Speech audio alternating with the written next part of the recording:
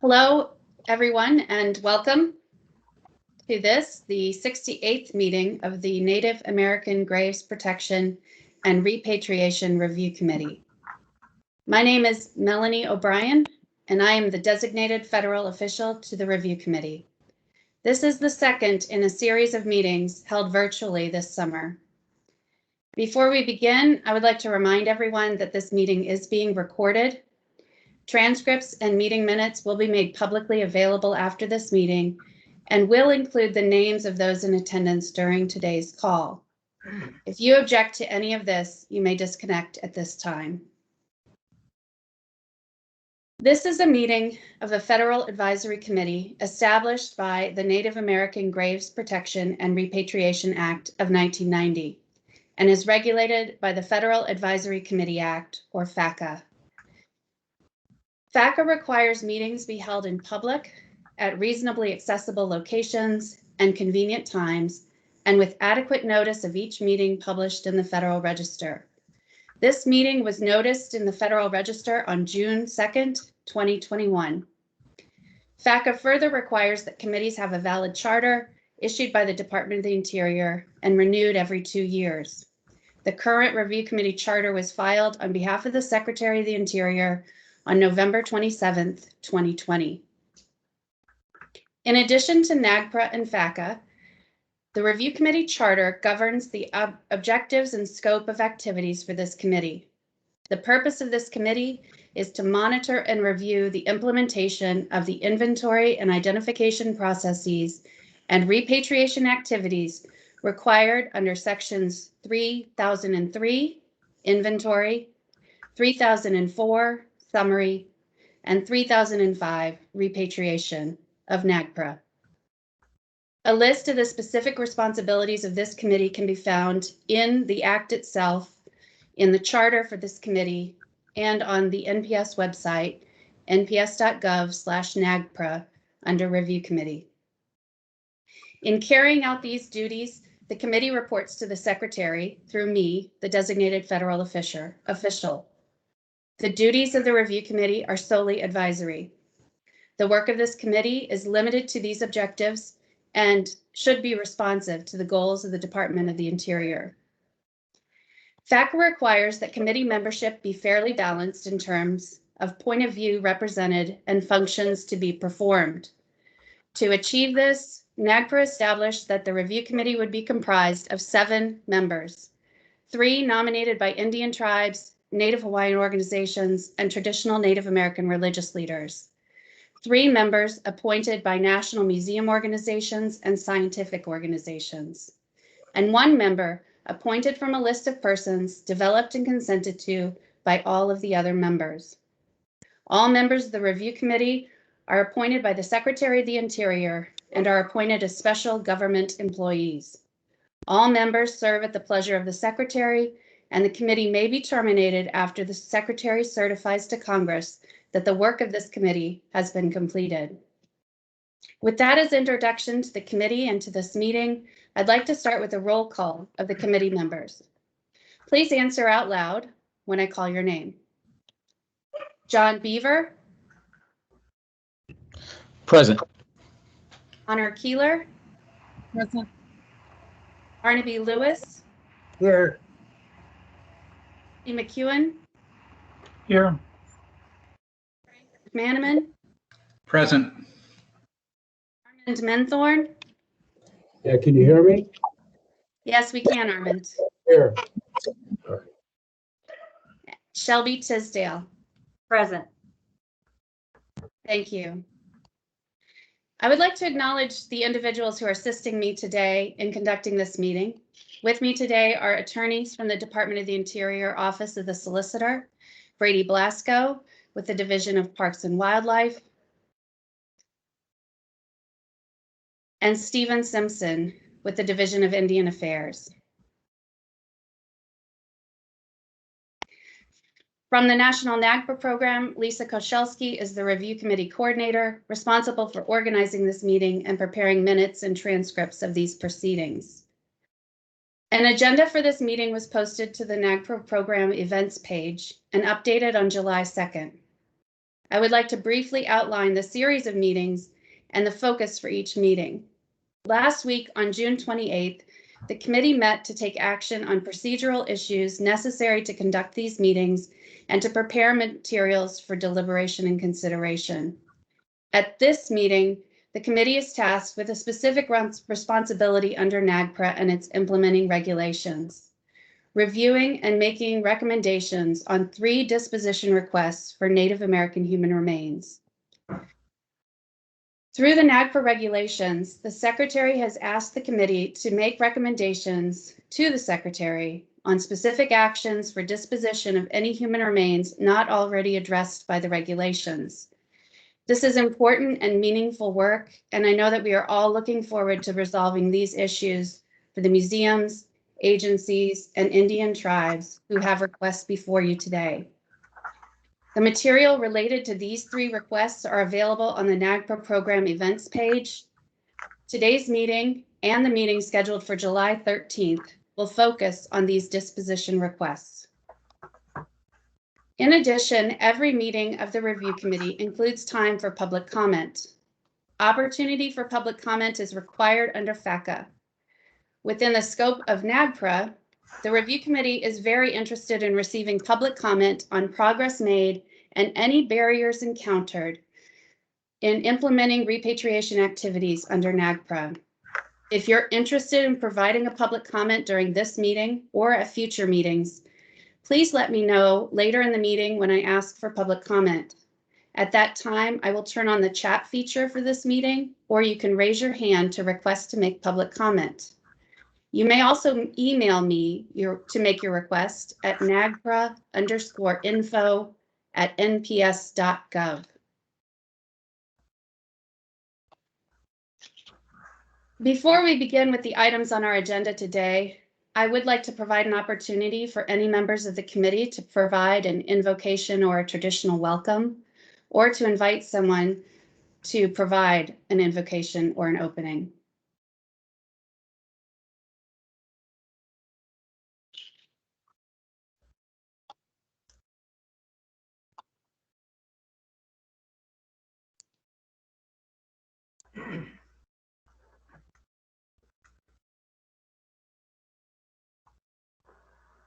In the absence of anyone coming forward, I'll provide the invocation for this morning. As I said before, we always do this in the language that the Creator gave us, our Autumn language. And I'm going to turn off the video, but I'll still have my audio on. Tanatak damatidad hidden tashki tani givumta matches match with the good be joke Sean Ida at mish with my check shirt always was my papi day hook my panako joke it wump hidden tash at the muy non commams the good much come joke hum up hidden tash must my mot but the journey that has and coogum non commams the coogum yam jedida jove matches mask must my e matam der moitani Ivom tak upwards the most much with Yoko, Sean Ida journey. It must with Vusi to I sapo in year that Vusi to sapi dash to go ear that it must matam did or bite he google hugger as yurda must warm see high to babagat him that much must some tea the matam did be to do coast juko whoop gigugo and we must my eco tan yoga Vus or either which you touch your coitai with hides in your worship. The people must which you touch them with Vusi your boy. Hugger saptat come suki come about amjet here the hoiga that was it either matoitan with the who come a virgin supper. That concludes the invocation for this morning. Thank you very much, Barnaby.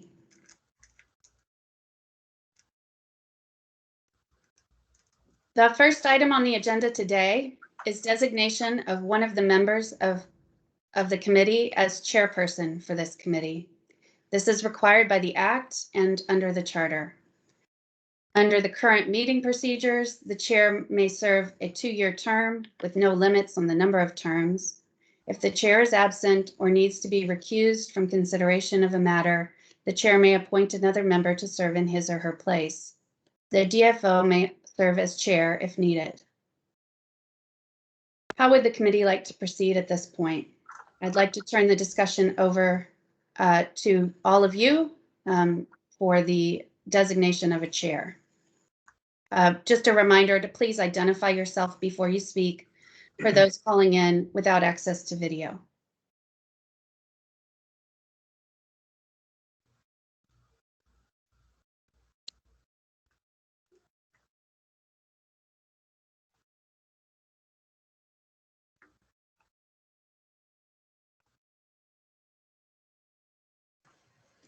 Well, this is Frank. At our administrative meeting a few weeks ago, I think Armand and myself offered to serve or to be candidates for the chair.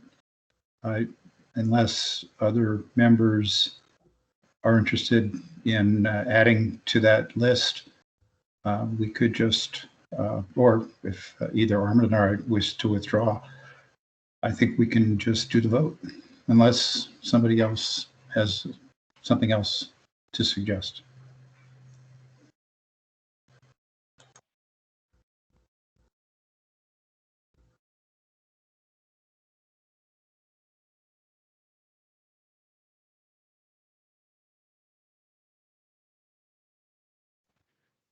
This is Barnaby. I see that acceptable and we should proceed in that way.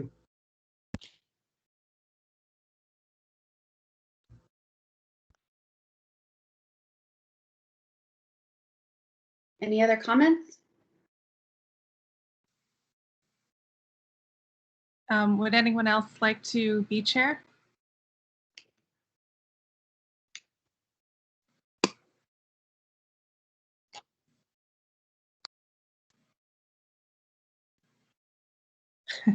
Hearing no further interest, then I think we should proceed as well.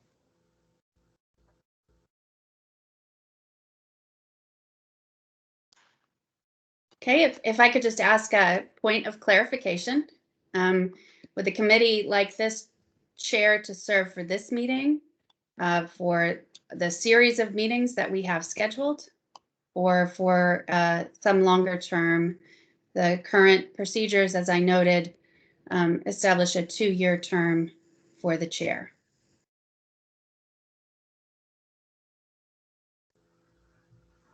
This is Barnaby, probably the 2-year term for the chair.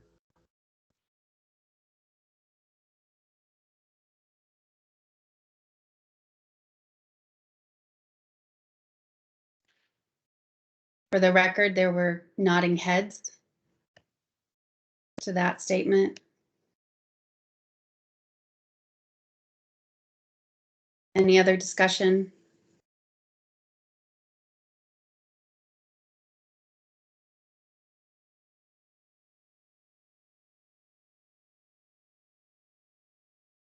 Okay, we can proceed then to a vote on designating one member to be chair.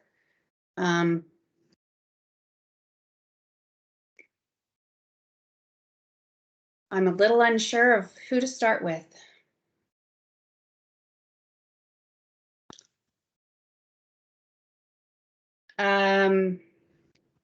Let's go alphabetical. We will start with Armand. If you could respond, actually, maybe there's another way to do this, which is rather than yes or no, you could just respond with who you would vote for as chair of the committee. Does that seem acceptable to everyone? Your choices are either Frank or Armand. So you can respond by saying Frank or Armand, or you may abstain if you would prefer not to vote. Great. Does that sound acceptable? Yes. Yes. Barnaby. Sounds good. Okay. So then I will go in alphabetical order to call the vote. John Beaver. Mr. Minthorn.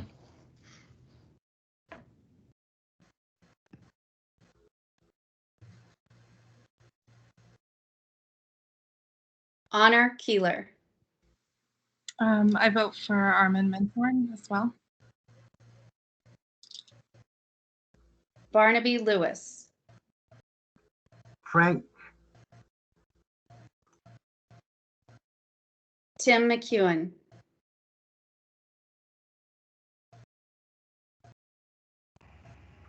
I abstain.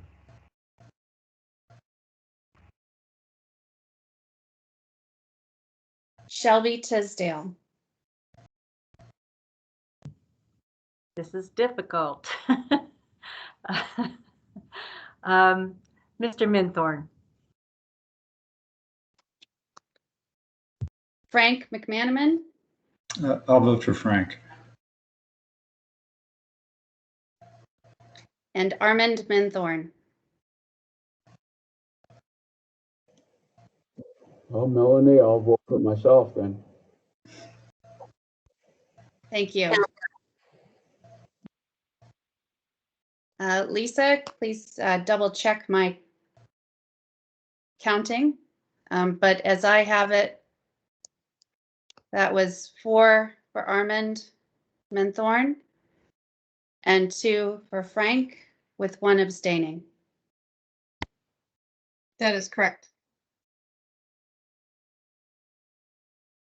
Okay. Based on that vote, Armand, the committee has designated you to serve as the chair of this committee. Thank you, committee. For those of you who are joining us by video, Armand is having some difficulty with his video feed today, so he's unable to join us on the screen, but he is here and he can see us as well.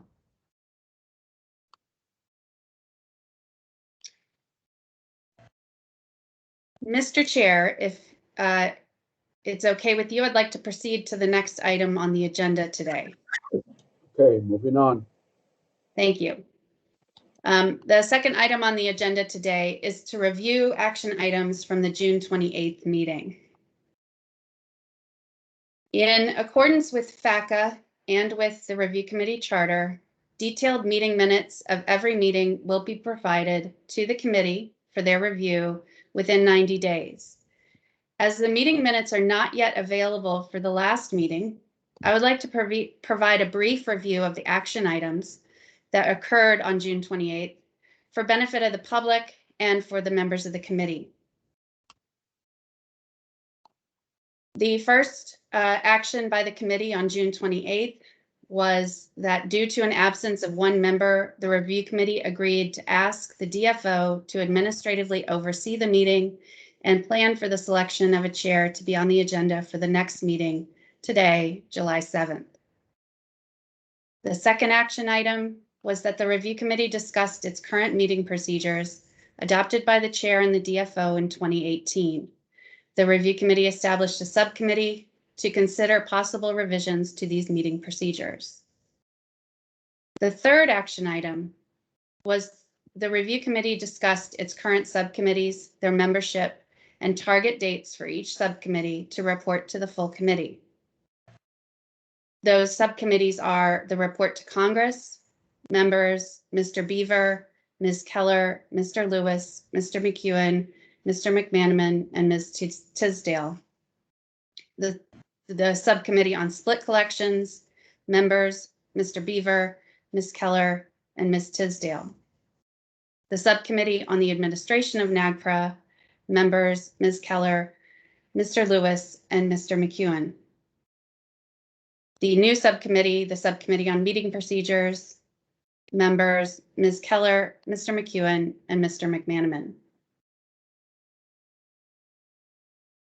The fourth item on the agenda, or the fourth action item from June 28th, was a discussion of the report to Congress.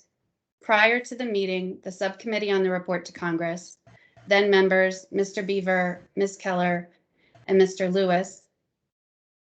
I'm sorry, Keeler. Honor, I don't know why that, excuse me.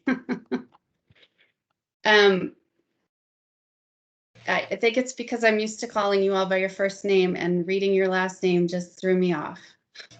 I apologize. So the subcommittee on the report to Congress, Mr. Beaver, Ms. Keeler, and Mr. Lewis, met and discussed outstanding reports. At the June 28th meeting, the review committee recommended that its fiscal year 2019 report, approved in October 2019, be distributed to Congress immediately. The review committee requested the report be sent directly to 8 individual members of Congress, with copies to additional members who serve on the relevant committees. The subcommittee will further consider the content and timing of the reports to Congress for fiscal year 2020 and fiscal year 2021. The subcommittee will provide an update and possible recommendations for the full committee's consideration on July 21st. Those are the 4 action items that occurred at the June 28th meeting.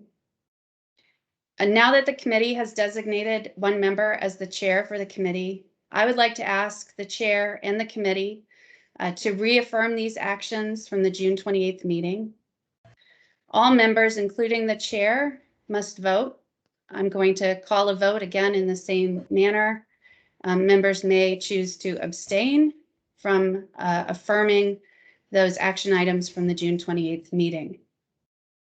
So please answer yes or no to the following question. Do you still agree to the actions that were taken at the June 28th meeting? John Beaver? Yes. I Honor Keeler? I'd like to have a bit of a discussion. Also among the committee members to see if there are any additional action items that were not covered. Okay, it was a little hard to hear you. You would ask for some more discussion. Yes, and I was wondering if we could also open it up to see if there were any additional action items that had not been covered, and then get into a vote. Okay, my hope here was to just take a poll of the committee to see who was in agreement with the action items as I had outlined them. If it's okay, I'm going to continue with that polling of the committee members. So John has said he agrees that he answers yes to the actions that I read. Barnaby Lewis? Yes. Thank you.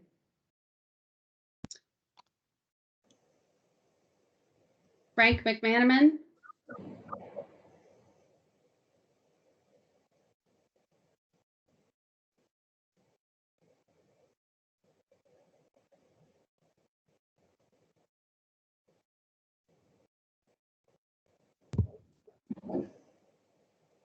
Frank? I'm sorry, I was on mute. Yes to the question. Okay.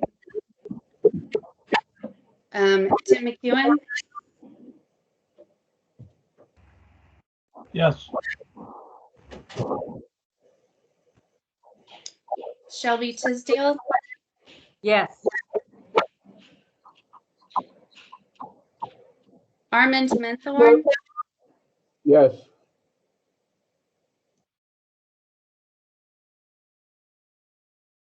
Honor Keeler?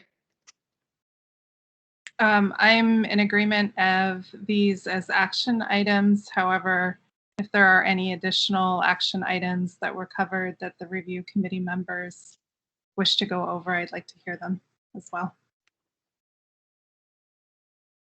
Okay. Thank you all. I appreciate the time to just reaffirm those action items. We can continue then with if there are any action items that I missed in my overview.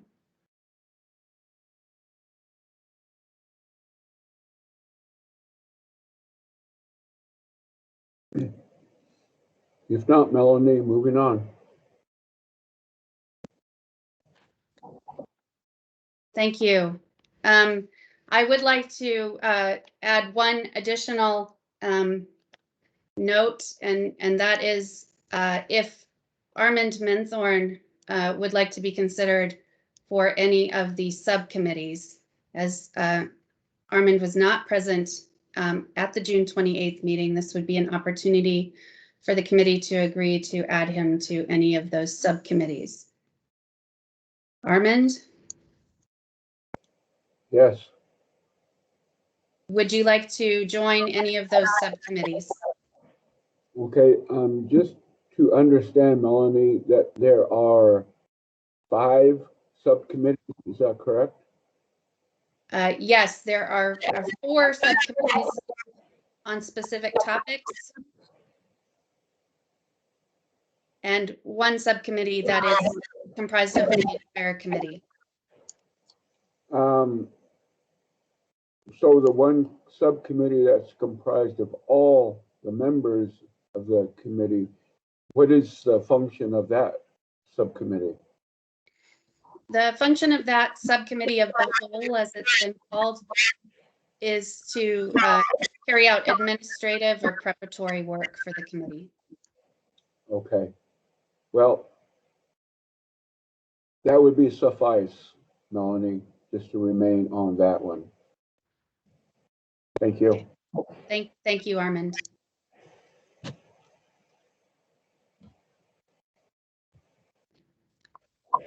The third item on the agenda today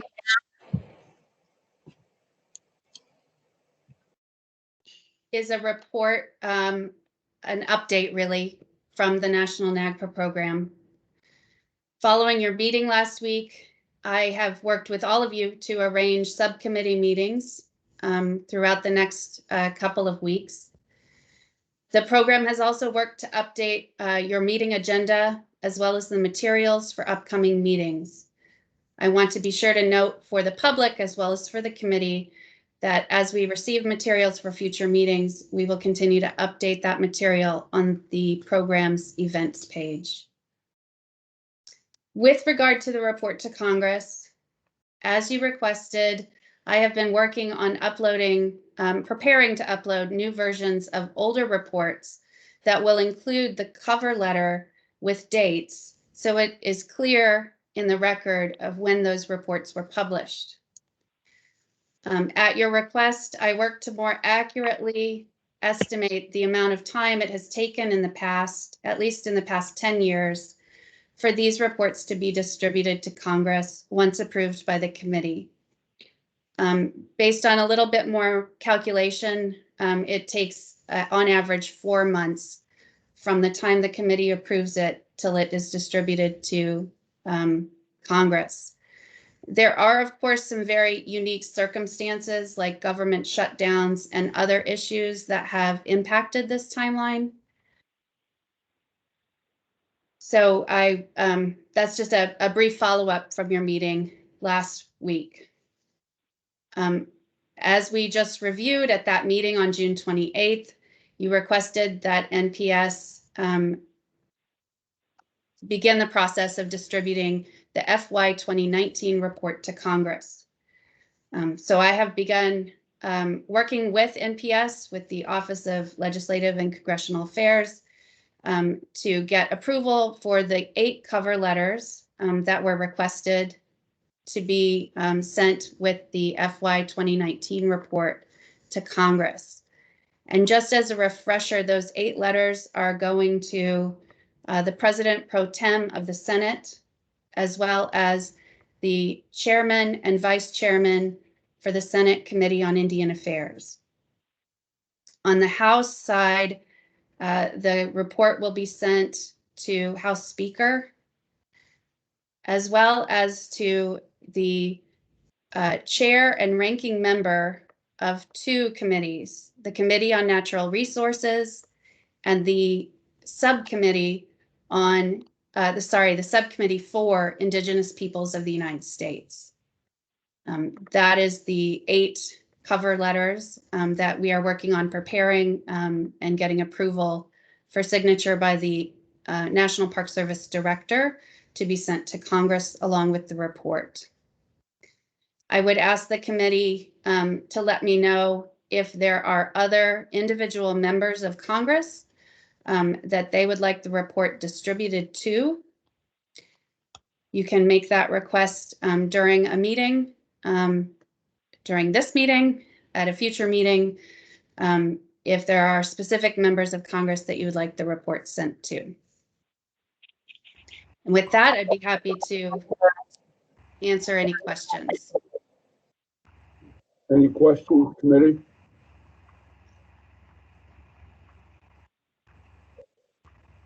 Yes. It's just my recollection. I don't have it before me. My recollection is that the request actually was for all of the members of House Resources and Senate Indian Affairs. Is that correct? Yes, I'm sorry. So the cover letter is sent to the leadership of the committees with a copy to all of the members of those committees. Thanks, Melanie. Mm-hmm.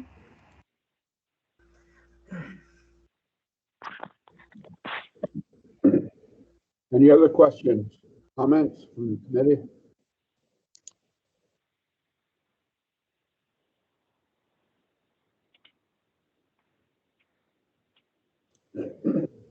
If not, Melanie, I had a question. You know, the letters that you mentioned, can these letters or some of these letters go to the Native American Caucus? Yes, we can certainly send copies. Are you asking that we send individual letters, cover letters to the members of the Native American Caucus? Yes. Okay. Okay, thank you, Melanie.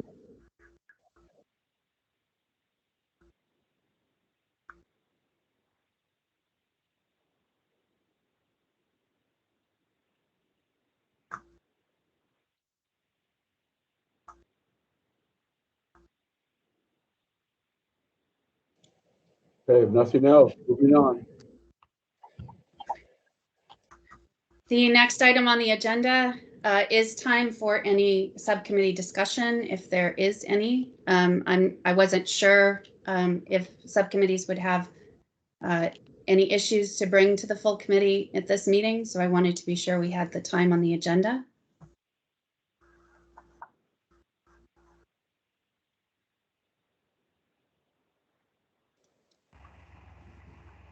Yes, yes. I just wanted to, this is Tim, I just wanted to thank Melanie and Brady for having a very good meeting on meeting procedures yesterday.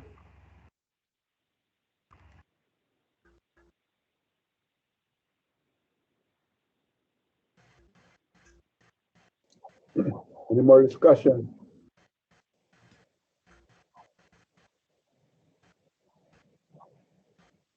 Okay, moving on, Melanie. Thank you. The next item on the agenda is to start with the disposition requests. There are 3 disposition requests before you today.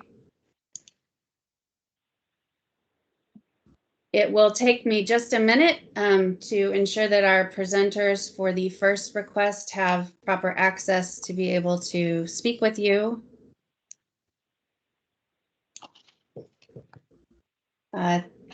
Thanks to Lisa, I have a very nice cheat sheet of who I'm supposed to be bringing into the meeting. So Tom Marr with the Tennessee Valley Authority. Tom, you should have the ability to turn on your camera and your audio at this time. Yes, thank you very much. I appreciate that very much. And I'm also going to attempt to share my screen with you. See how this goes. Let's see now. I believe it's this one that I want to share.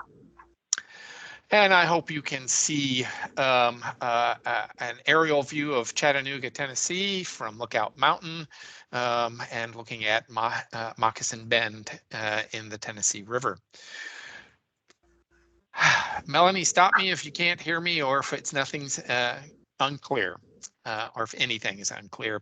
Thank you all very much for allowing me to come to speak with you concerning a proposed disposition of NAGPRA cultural items excavated from an archaeological site, 40 TR 27 in Truesdale County, Tennessee.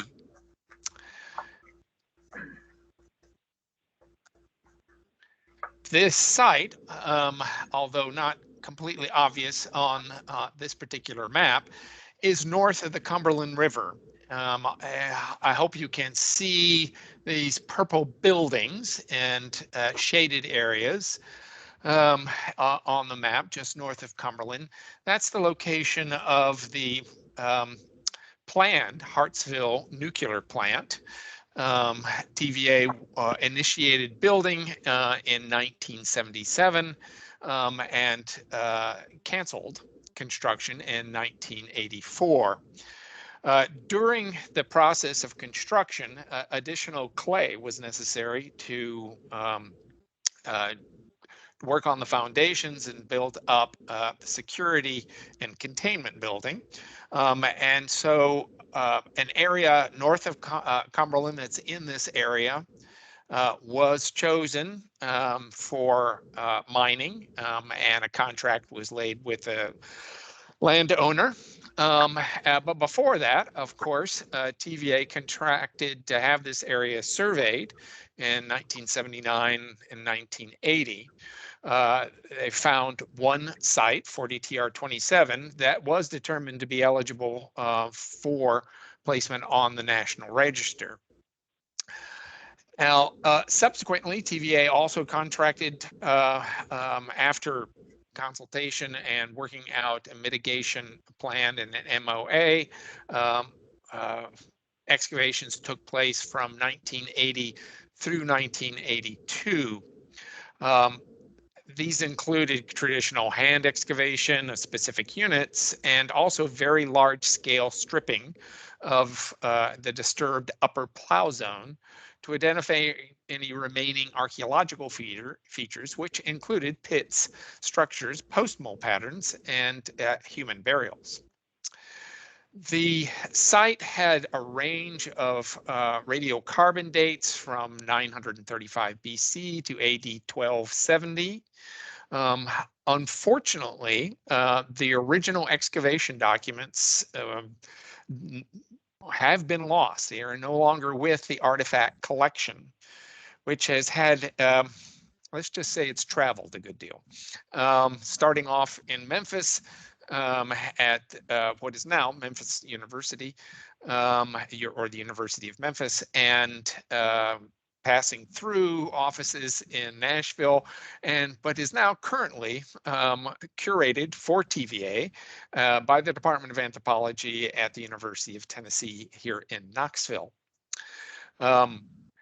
Also, unfortunately, the NAGPRA cultural items were not inventoried in the 1990s. So we have also, TVA has also contracted with the Department of Anthropology to do a inventory of the human remains and associated funerary objects. There are a minimum of 74 individuals that were removed from this site. Now, the lack of excavation documents has made it very difficult to distinguish what objects were intentionally placed as funerary objects with these individuals versus items that may have been part of fill that was used to fill in after burial was made. Lacking this information, TVA has decided to include all artifacts from features that held human remains as associated funerary objects. These 4,689 objects included large quantities of stone flakes and tools, and also some ceramics in addition. After consultation with federally recognized tribes, we found that it was not possible to come up with a specific cultural affiliation between any of the, at that time, I think 18 tribes that we were consulting with, and a modern tribe. So we wish to use and apply the regulations regarding culturally unidentifiable to these NAGPRA cultural items. Now, as I mentioned, this site is north of the Cumberland River. And also, unfortunately, it is just outside any judgment of the Indian Claims Commission or the U.S. Court of Claims, as I hope you can see in this picture of a or a partial picture of the map of the ICC decisions. Just north, no treaty extended north of the Cumberland River, at least in this area. So we were lacking some of the information that we normally use to help identify Aboriginal lands that would assist us or assist TVA and placing these items with tribes who had Aboriginal lands in this area. Now, we had some hope at one point after looking at an 1884 Royce map, which seemed to indicate in section 7, which is this light gray area up here, that there had been a treaty. So historians indicate this seems to have been an agreement between Cherokee, certain portions of the Cherokee tribe, and for lack of a better term, some land speculators who call themselves the Transylvania Company. They reached an agreement with the Cherokee, and this treaty, historians have labeled it either the Treaty of Sycamore Shoals or the Treaty of Watauga. And unfortunately, this treaty was never recognized by either a colonial power or the United States government. In fact, the states of Virginia and North Carolina specifically denied the validity of this treaty. And it's TVA's understanding that for a treaty to be able to be applied here, it really needs to have been agreed upon by a governmental entity rather than land speculators. So we have not been able to use this particular treaty to allow us, this is the general area, the red dot is the general area of Truesdale County, Tennessee. So we are left with an interesting situation. There are no acts of Congress or executive orders pertaining to Truesdale County, Tennessee. And so we're in a situation where we can't seem to make a determination of a tribal or Aboriginal provenience under CFR 10.11. And yet, of course, we do have, after consultation with tribes, the tribes are very interested in repatriating these items. And specifically, we have a written agreement, potential agreement for repatriation of the human remains and funerary objects to the Eastern Band of Cherokee Indians and the Muskogee Nation. I'm here hoping that the review committee will support this proposed disposition and perhaps make that suggestion to the Secretary of the Interior so that we can move forward with removing these NAGPRA cultural items from TVA's control and placing them in the control of these two modern Native American tribes. That's the end of my presentation. Are there any questions? Committee, any questions or comments?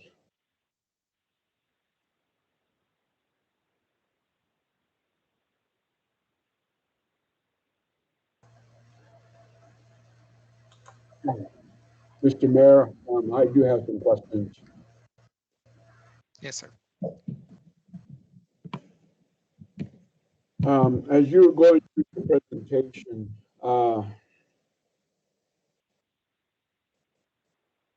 then you cited that there were 18 tribes that were consulted. Is that correct?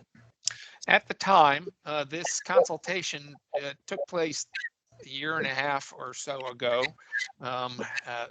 You know, the delays of COVID have kind of slowed this process down. But at that time, there were 18 tribes. I believe now DVA is consulting with 20. Well, year and a half, that's a time I would encourage you to re-engage that consultation so that there's agreement with the tribe or tribes on disposition. And I wouldn't rely on a year and a half old consultations, sir. I would encourage that. That certainly I can initiate that again with those tribes and include the 2 additional ones, though the 2 new ones haven't indicated that this is an area of interest of theirs. I can tell you that in our consultation, no one objected to going forward in this way, but you're right, it's been about a year and a half. I can initiate this again, but this would, I think, require me to get on y'all's agenda again sometime in the future. Is that correct? Yes. Okay, so, Armand, if I may, yes. I think it would be possible for the committee to make a recommendation on the disposition with a provision that TVA do additional consultation.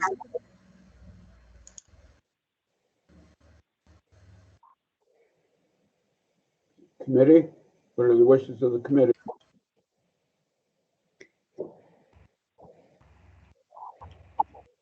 Armand, there are a couple of other comments, I think. I'm not sure if you can see. Okay. Honor, you have a question or comment? Sure, thank you, Chair. One of the questions I like to ask, and I think I'd like to see before the committee, are the tribes that are seeking repatriation. If they're available today or at another subcommittee meeting, it would be good to hear from them as well. I'm sorry, Honor, could you repeat that statement? It was a little difficult to hear. Hi, can you all hear me now? Yes. Okay. I was wondering if we could also hear from the tribes that are seeking the repatriation as well. You know, I'm happy to see ancestors and cultural items return home in a timely way, as we have a number of repatriations that need to be completed throughout this country. But I would also like to hear from the tribes involved to make sure their voices are heard. Thank you.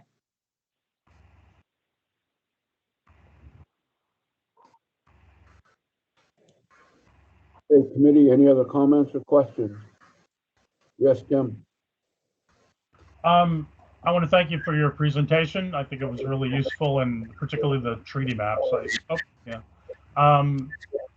I see that in your materials, you cite as the basis for you coming to request this recommendation 43 CFR 10.G2, which is sort of the general provision dealing with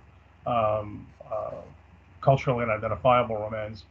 But I was wondering if there was some reason that you didn't avail yourself of 43 CFR C2I, which is for voluntary disposition, which would have allowed you to transfer control of these remains to federally recognized Indian tribe without having to obtain a recommendation from the secretary. Well, I have to say, somewhat embarrassedly, I was unaware of that provision. If you would repeat that again. Tom, let me, if I could just jump in here, Tom. Yes, ma'am. And just clarify for everyone, what Tom has indicated in his presentation today and in the materials that were provided is that these human remains are not identified as being from land that has an Aboriginal occupation under 1011. As Tom explained, there were no Indian Claims Commissions, Court of Claims, treaties recognized by the United States, or other sources on which TVA could rely for identifying Aboriginal occupation. The only way to proceed under 1011C2 is if there is an identification of Aboriginal land. That is the first requirement in the sentence that starts out that paragraph. There is a requirement that there be an Aboriginal land tribe. So in this case, where there was no Aboriginal land identification, the request under Form B for the review committee must come to the review committee for disposition, as there are no Aboriginal land tribes. I guess I disagree with you on the interpretation, Melanie. As the lead drafter of that portion of the regulations and of the preamble, I think the preamble makes very clear that the difference between C1 and C2 is between required dispositions, which are based on Aboriginal land or treaty land, and voluntary dispositions, which are the rest of them. And of the voluntary ones, there's two classes.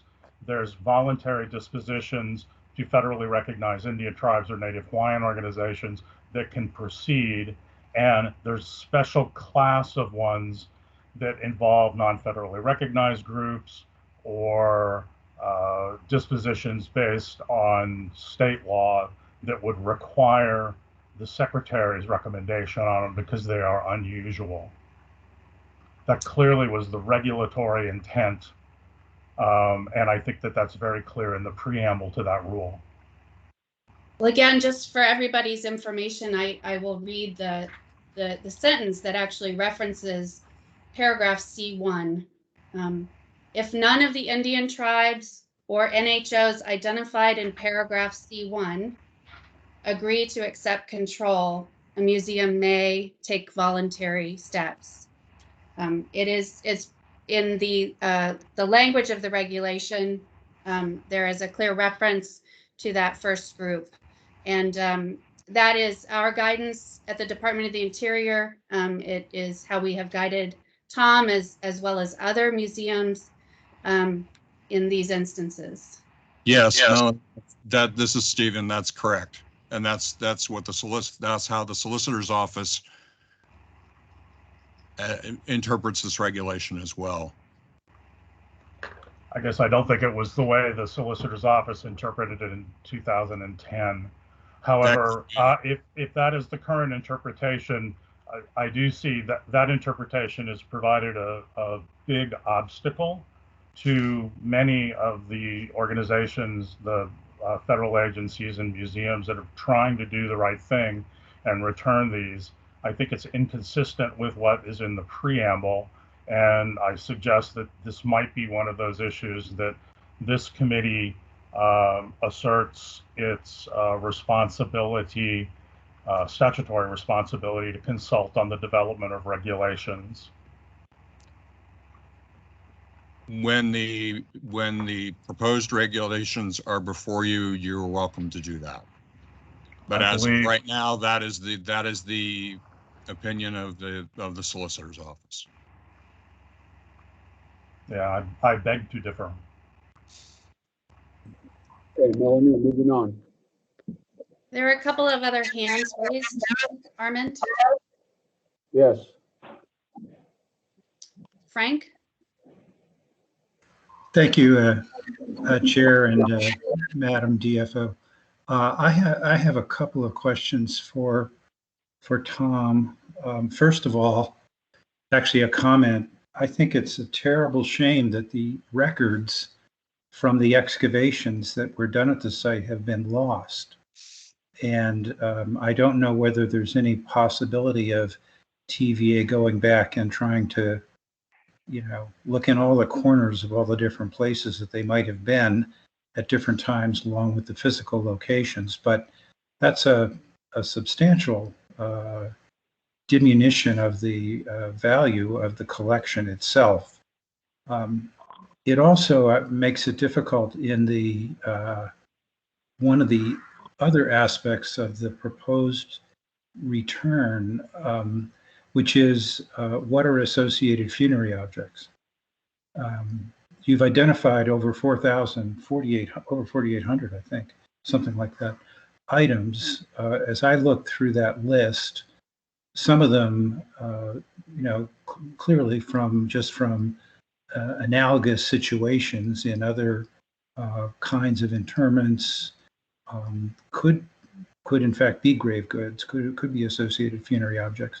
Much of it is probably fill, which was your other interpretation, and you blurred the definition of what an associated funerary object is by combining all that group of things. And I don't have another solution for you to try to do that, but it might be worth some more thought as to how that might be done. For example, in one of the pieces of documentation that you submitted, there are indications apparently in the formal reports, which fortunately there are copies of, that some of the burials were associated with objects or had objects associated with them. Well, if those artifacts can be identified, then they're quite clearly associated funerary objects, and could maybe be so designated in some different kind of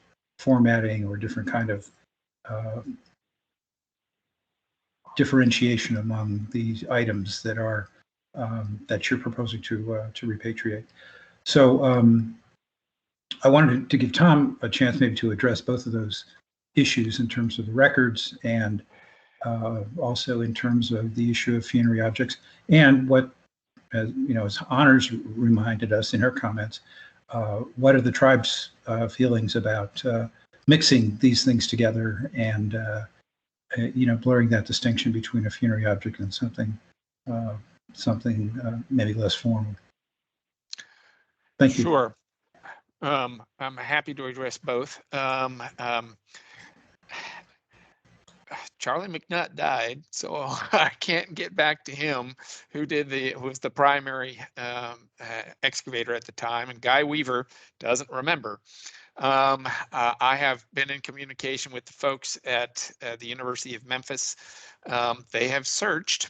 I can ask, now that COVID restrictions are dropping, I can ask if I can come in and search their files to see if there might be something there. There's the stop off in Nashville was at the Division of Archaeology, the state entity who temporarily stored it. They also tell me they do not have those records. I would dearly love to have them, as it would assist here. I found that the reports had some conflicting information about funerary objects. In some instances, the excavators say there were none.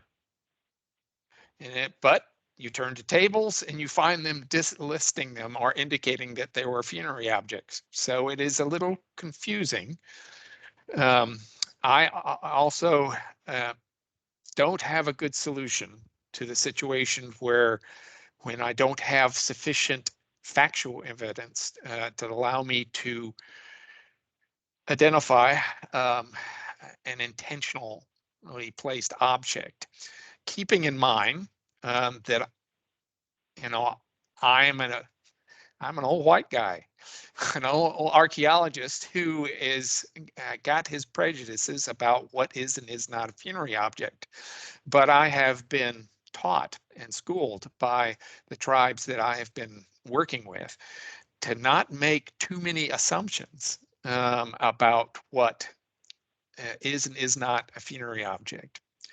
In general, in other situations, they have understood when I have added things that archaeologists of my era would call fill, and because I did not have sufficient evidence.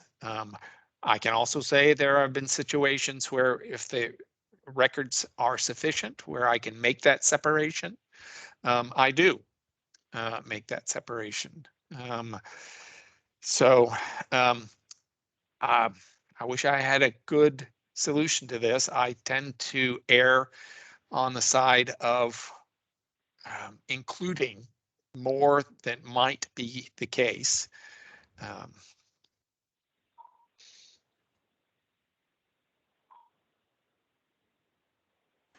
Thanks for the comment.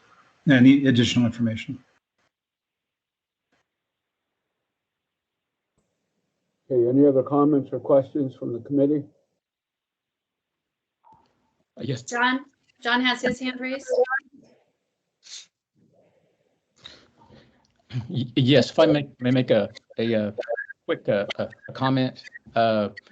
In terms of consultation with the tribes, I'd like to just certainly bring to, and I think I'm stating the obvious, but in addition, during these consultations, I'd like to point out to not just from a cultural standpoint or input, staff at many of these tribes also have certainly have qualified, trained archaeologists, anthropologists, and people on their staff who are certainly not unfamiliar with the practice of archaeology, and also in terms of how things restored, what a AFO is, and certainly I feel certainly are qualified to have those discussions and add certainly substantial input into the conversations via the consultation process on the types of collection or materials that are of concern in this, at least in this,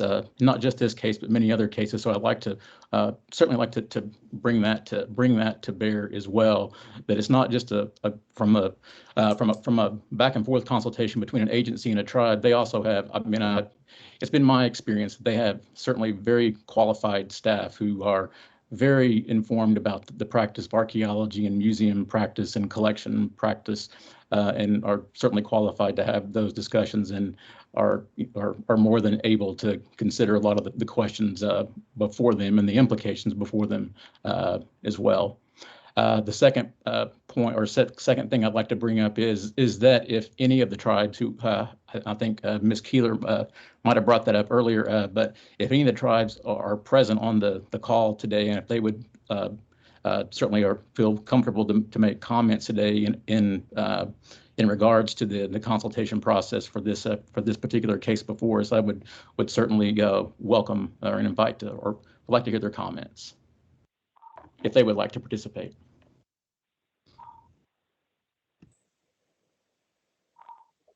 Okay, any other comments?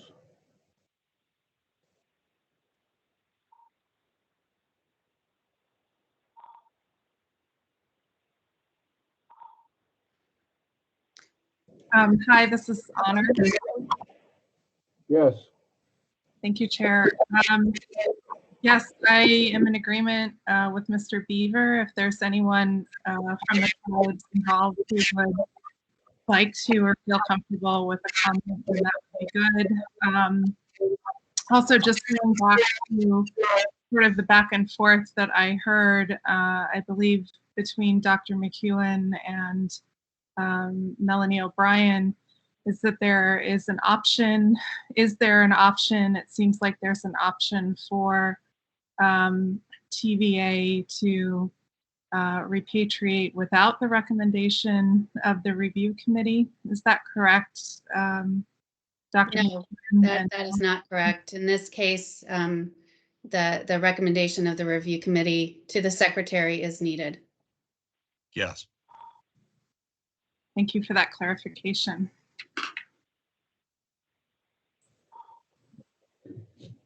Okay, anything else, committee? Tom, I wondered, did you invite any of the tribal representatives to participate today? Not specifically invited. We have monthly calls and we certainly told them, but yes, I should have specifically invited. Hey, Tom, this is Armand. I have some more questions. Tom, you cited that there were 74 individuals represented. Yes, sir. The question, Tom, is there a likelihood that there are still in situ human remains at that site? Oh, that I can answer. No. This was a large-scale clay mining activity where the plow zone was removed off of about 15 acres and clay removed to the depth of 4 feet. There are, and I mean, it's in the floodplain. Maybe there's something further down, but certainly not from the site as it was defined. So again, Tom, you're saying as of today, there is no evidence that there are still human remains at the site. Correct. Okay. Next question, Tom. You cited that there were over 600 objects that have More. inventory. Is that correct? Well, my current estimate is more like 4,000 plus objects, primarily because I don't have the records that help me separate intentionally placed versus 4,600 objects are included in this particular repatriation. Okay, then last comment, Tom.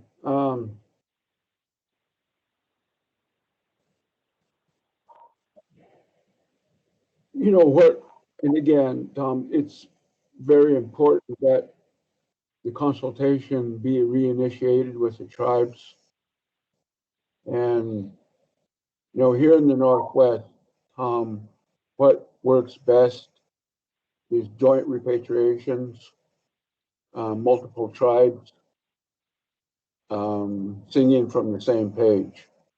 That truly works. It really does. It avoids conflict, it lessens controversy, and it is a very useful tool with not only federal agencies, but museums and universities. So from experience, Tom, that works. And that approach needs to be with this collection that we're talking about today. The more tribes, the better, so that the tribes can decide how the disposition will be carried out. But what's key too, Tom, is that these human remains that represent 74 individuals, they have to be taken care of. And the tribes are the ones that can do that. So again, Tom, this is why consultation is very important. And you mentioned too, Tom, that early on there was mitigation and an MOA. That mitigation, again, Tom, needs to be refreshed with the consultation. And also the MOA. needs to be refreshed or looked at again so that all the ducks are lined up, everybody's on the same page, so that we can all, everybody can go forward. So those comments, Tom, thank you. Thank you, sir.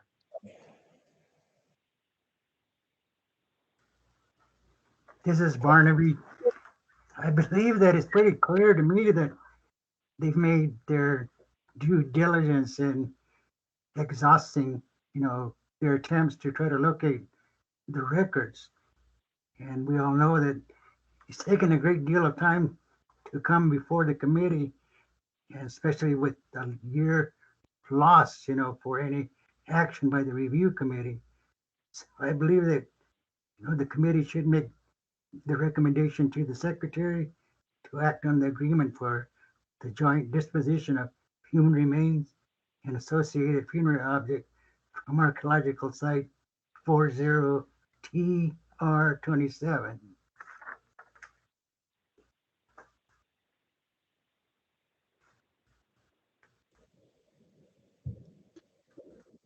What are the wishes of the committee?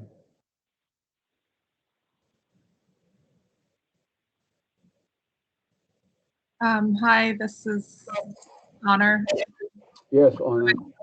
Thanks, Chair. Sorry, I saw the viewer's hand. I just wanted to follow up with the question of whether there's anyone in the audience who can speak on this from the tribes.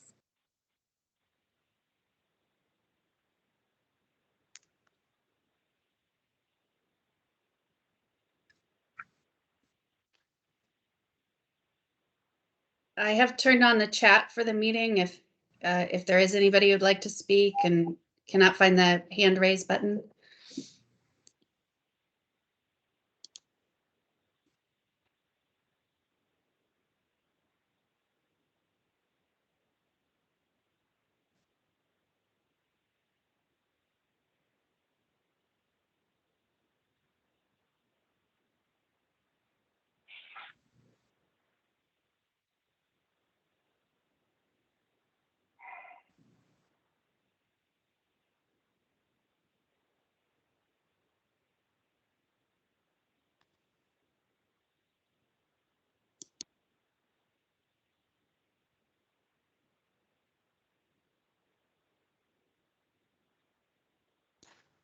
I have some individuals from the Chickasaw Nation are on the call.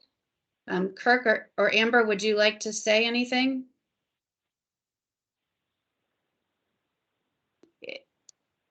I will make that possible for you.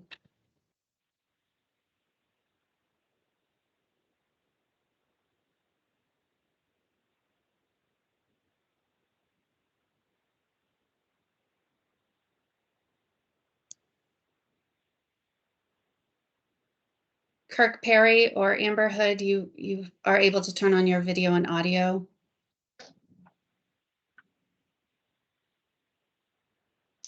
Hello, this is Amber Hood with Chickasaw Nation, and we have been collaborating with TVA and Tom quite frequently, and we are in support of the measures that he's brought forward today. They've worked well with us on all NAGPRA fronts and repatriating a number of remains.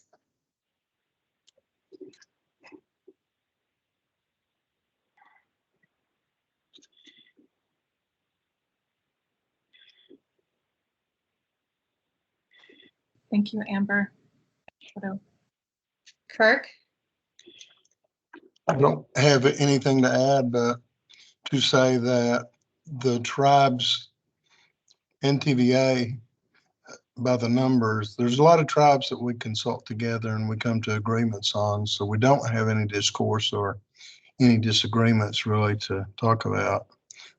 I would say we are all pretty much in agreement and ready to move forward.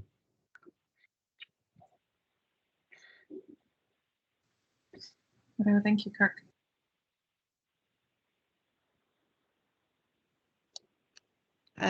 John, I think you have your hand up.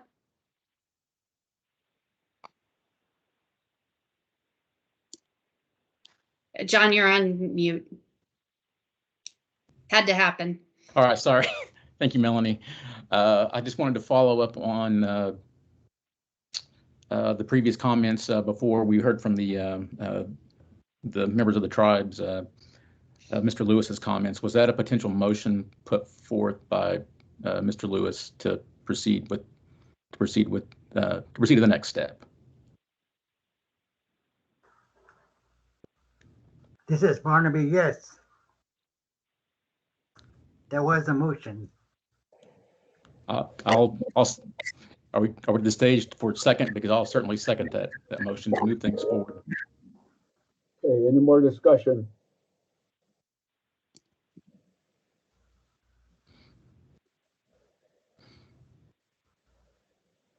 Call for the question?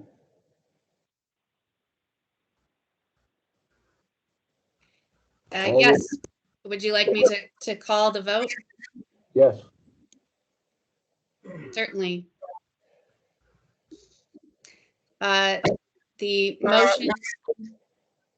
motion is to approve the disposition request presented by TVA as presented in the materials. Barnaby had a much better statement than I am providing to you now, but the question is to recommend to the Secretary disposition of these human remains as requested by TVA to the tribes identified in the materials. So I will call the roll. If you could please answer yes or no. Barnaby Lewis, Yes. John Beaver, Yes. Frank McManaman, Yes. Honor Keeler, Yes. Tim McEwen, Yes. Shelby Tisdale, Yes. Armand Minthorn. Yes. Thank you all very much. One last question, Tom. If you could keep the committee updated on progress with this. Yes, sir. I'll be happy to do so. Thank you.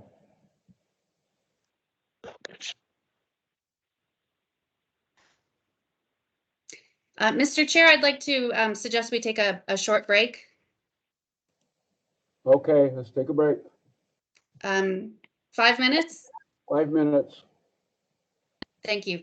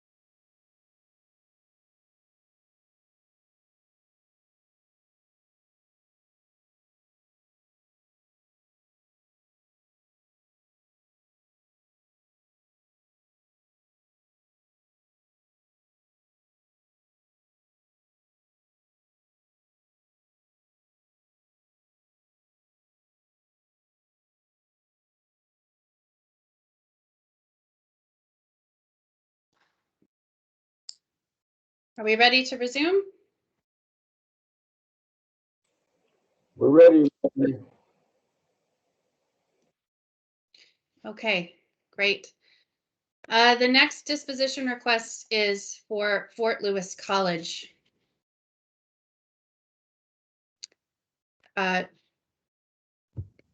Shelby has her hand raised. Yes, yes, Mr. Chair.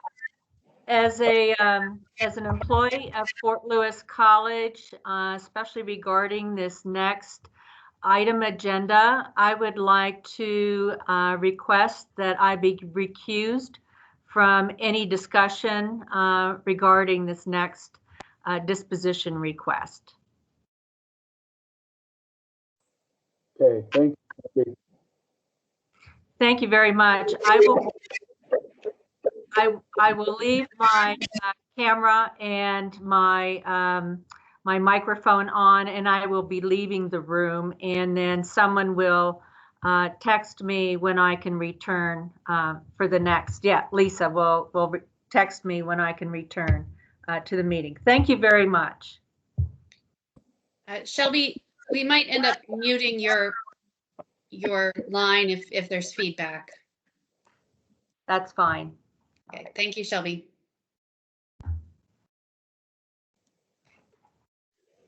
Okay, moving on, Mel.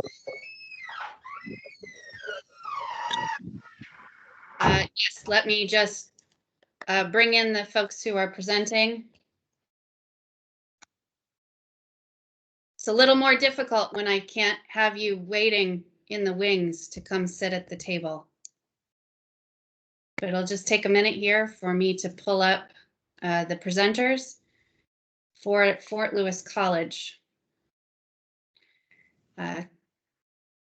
Kathy, you should now be able to join by video and audio.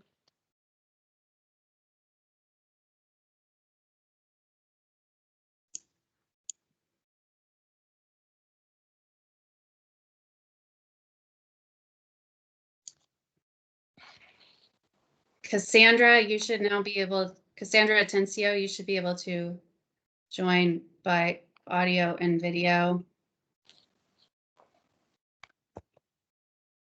Thank you. Can you hear me? Yes, Cassandra, we can hear you.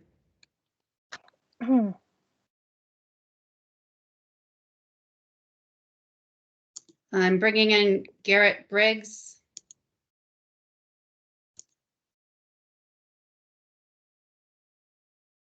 As well, and Kathy, there was one other speaker, correct? Diane Yuppie. Thank you.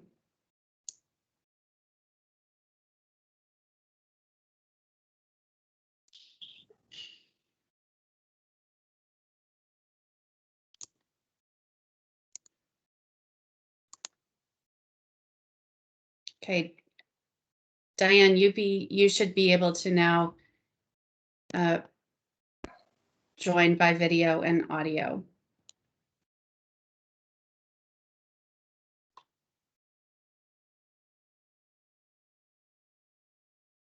Kathy, you may begin. Okay, thank you.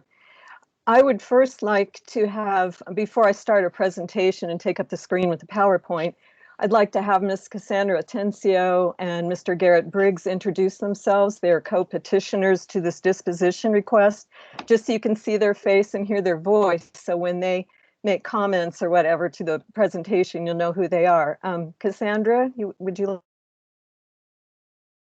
like to introduce yourself?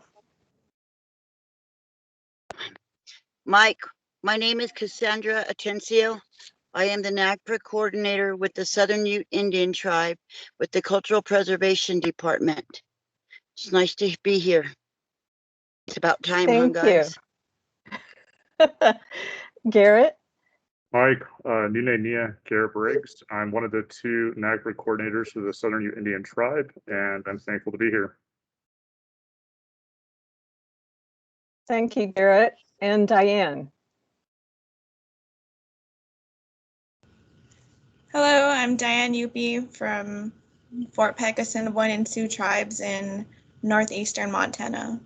I'm also the tip. Thank you for your time. Thank you. May I share my screen now, Melanie? If I can find how to do that.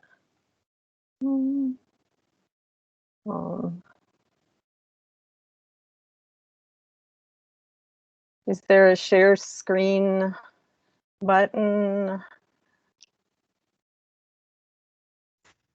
Is this it? Share tray? No, is that it? Oh, okay.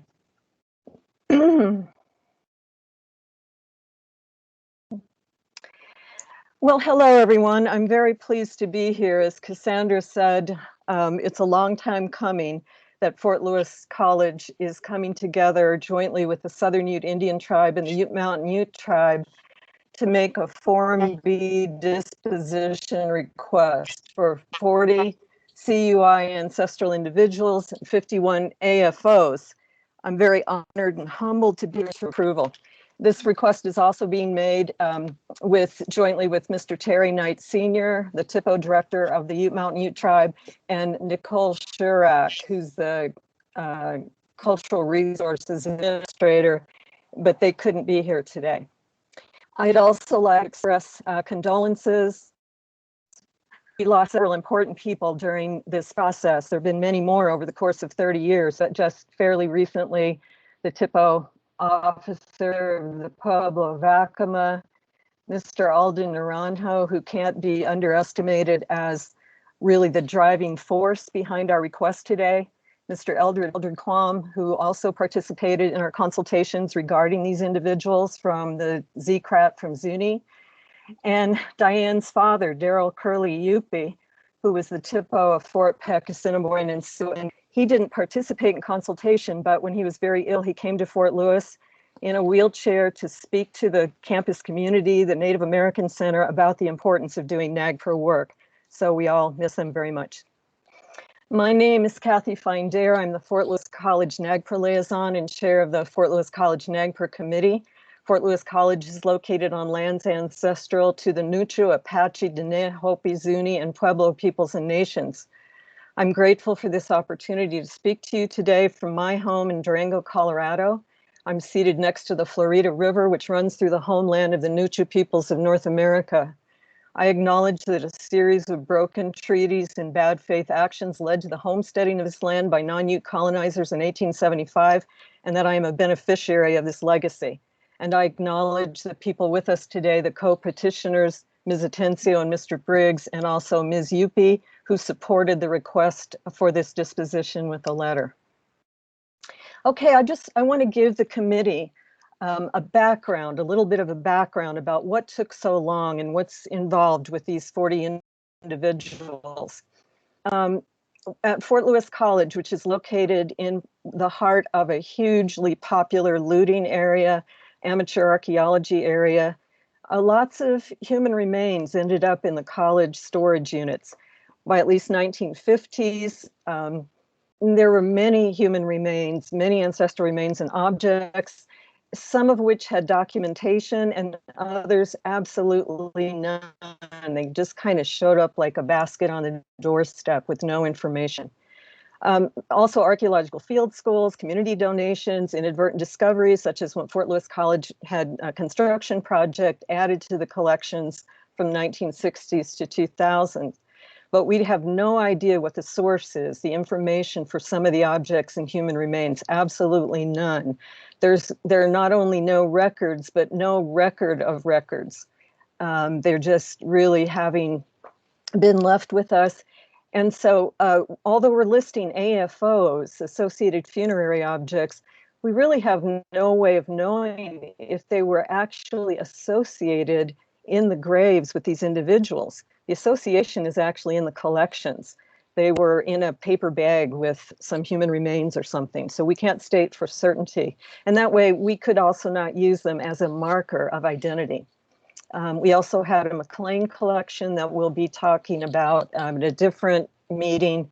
We recently have located additional human remains in faunal collections. And we began this in 2020 because of consultation. Tribal consultants said, okay, but have you looked in your faunal collections for human remains? And we have located a few.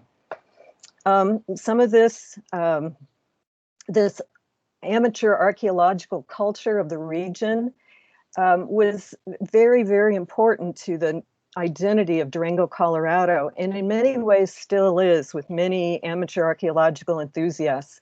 This from the 1940s was the kind of newsletter that went around, and so the photograph here of an archaeologist or somebody up at Falls Creek in some remains that were dug up, says modern man in a prehistoric bedroom. And this is kind of the attitude that has diminished over the years, but we never can say it's over for sure. Fort Lewis College, I want to talk a little bit about something that Ray Gould at Brown University is called institutional will.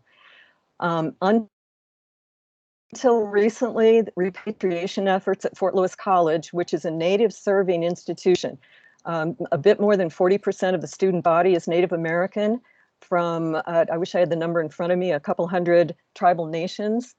And it always has been Native serving. And so the fact that this has been a very slow process has been kind of an egregious part of Fort Lewis College history. There were complaints raised about Fort Lewis College at the state level, at least beginning in 1998, when Mr. Knight noted that things were not right at the college. And these have continued. What do I mean by lack of will? Lack of will on the part of administrators, faculties, so forth, to learn the importance of the NAGPRA law, to fund NAGPRA work. There still is no real budget line or a center that's, we do have some funding now, but it's still kind of on the periphery. No funding to hire practitioners, Native American or otherwise. No teeth to the NAGPRA committee and so forth. And that was pretty much the case until around 2015, when we kicked into a new mode of compliance and goodwill on the part of administrators and other individuals. Mostly the work with tribal consultants, people like Ms. Atencio, who's here, and Mr. Briggs, and Ms. Yupi, and others such as Blythe Morrison, who was a Fort Lewis graduate with a master's degree, and she's of Blackfeet ancestry, who's worked diligently with our collections. This has gotten us to the point where we are today. I won't read all this to you, but our consultation history really has two prongs. The first was begun in the early 90s when Phil Duke and I achieved we were awarded a national NAGPRA grant. We had 2 consultations on campus. And the decision made from tribal consultants at that time, back in 1996, is that all the human remains and AFOs were culturally affiliated to all the 25 consulting tribes in Pueblos. We have 26 now, but then it was 25. So I wrote up a cultural affiliation report. I listed all 25, and I handed it over to an archaeologist, and she removed what I had written, and she put that the affiliation was Anasazi. This draft notice of inventory completion went to National NAGPRA, and the then director, McManaman, wrote to say, you can't do that. It has to be contemporary peoples. You can't list the Anasazi as affiliates. And so we had to resubmit a corrected notice. By then, I wasn't involved with NAGPRA work because I'm not an archaeologist or museum person. And so I don't know much about what went on. But by 2010, a new decision was made. So the college had hired a new NAGPRA coordinator who determined that 91 of the 134 ancestors that the 1996 consultants reviewed were culturally affiliated, but only to Pueblo groups, and the other 43 she designated as CUI. So she sent in an NIC for 91 ancestors, 147 AFOs. It was published in 2011 in the Federal Register. And then these individuals and objects were reburied in 2013 with an arrangement with the San Juan National Forest. Then the second phase of consultation history started really 2015, but in 2017, Shelby Tisdale and I received a consultation documentation grant, And with that, we conducted 6 consultations, really up to the point almost when COVID hit. And the first consultation was very productive because Mr. Naranjo, a Southern Ute Indian tribe, you know, if you go back to the previous slide here, 43 of the individuals had been designated as CUI. So it was these 43 individuals that were reviewed by the tribal consultants, our 6 tribal consultations. And based on the criteria of geography, provenience, oral history, burial practices, folklore, and expert opinion, Mr. Naranjo, along with Ms. Atencio and others, said that they would like to claim an affiliation with 3 of these CUI individuals. So tribes were notified. Our subsequent face-to-face consultation meetings, we brought this up every time. We asked for approval. We never received any opposition whatsoever to this. We published the NIC, and those 3 were reburied this April. Then on March, so before that, the month before in March, Mr. Knight and Ms. Atencio, who are members of the College NAGPRA Review Committee, they stated that they would be willing to accept the disposition under the Form B process of the 40 remaining individuals. So we collaborated with them, and Anna Motti from University of Denver was very helpful. And so I set about requesting letters of support. I wish I could have requested letters from all 574. I think that's the number of federally recognized tribes, but I went to the Colorado Consulting Tribes and also to Fort Peck Assiniboine and Sioux Tribe because their tribal council had passed a resolution saying that Colorado is included in their tribal territories, their ancestral Aboriginal territory. So after I received the letters, well, and here's the information that was in the letters, the request. So you have this information in your packet in a chart form. But of the individuals, there are 10 male adults. That's the estimation. And these estimations were made on the basis of several biological anthropological analyses. Alan Goodman, Deborah Martin, who both worked for Mesa Verde National Park and did their analysis as well, Dawn Mulhern, Eric Oslins, and Susan Riches. And they all came to almost identical conclusions regarding these individuals. So we're very confident here that these are Native American individuals because of collection history as well as what the biological anthropologists were able to ascertain. 10 male adults that have 17 AFOs included with them, 5 female adults, 12 adults of an unknown sex that have 22 AFOs, 1 male, probable male subadult, and 12 subadults of unknown sex with 12 AFOs. And of these 12, 3 are infants. And that comes up with those totals you see in red. I just wanted to give a little bit of the biography of these individuals. They were at they're still at Fort Lewis College. They've been languishing there for a long time. Their origins are unknown. There's no collection history except there's one comment for individual 604 who was found in the collection of Zeke Flora, who's a notorious amateur archaeologist. For decades, these individuals were stored on shelves, either in Fort Lewis Anthropology or in a storage facility in the North Point Mall of downtown Durango. When we had consultations in 1996, the tribal consultants went in to give blessings to these individuals, and they requested that they be transferred from the plastic containers in which they were housed to cardboard containers where they are now. These individuals were moved to new anthropology storage in 2000 in the Center of Southwest Studies, but they have been used for classroom instruction, and there's a long contentious history about this at Fort Lewis College that we don't have time to go into, but they were used for classroom instruction. Now, some of this was for NAGPRA analysis. So 96 to 98, students were involved with the analysis. 2005 to 2010, students were involved. And then due to protests from lots of people, students and faculty and staff, the individuals that were stored in the anthropology department were moved outside to a geology storage area so they'd be away from classrooms and student instruction and not endanger the health of students, faculty, staff. Then they were moved to the anthropology field laboratory. And then in 2018, an order was issued by the Fort Lewis administration saying that no Native American remains could be used for any purposes in classrooms by students. And this was very controversial, but as far as I know, this has been honored. Then we had tribal consultations. And then, as I said before, Mr. Knight and Ms. Atencio agreed to take disposition. And after I received support letters from about half the tribes I consulted, although none expressed any opposition, I filed the Form B request. So of the Fort Lewis College 26 consulting tribes and pueblos, the ones in yellow are the ones from whom we received letters of support, and I have asterisks by the 2 Ute tribes, obviously because they became also co-petitioners to request the disposition to them.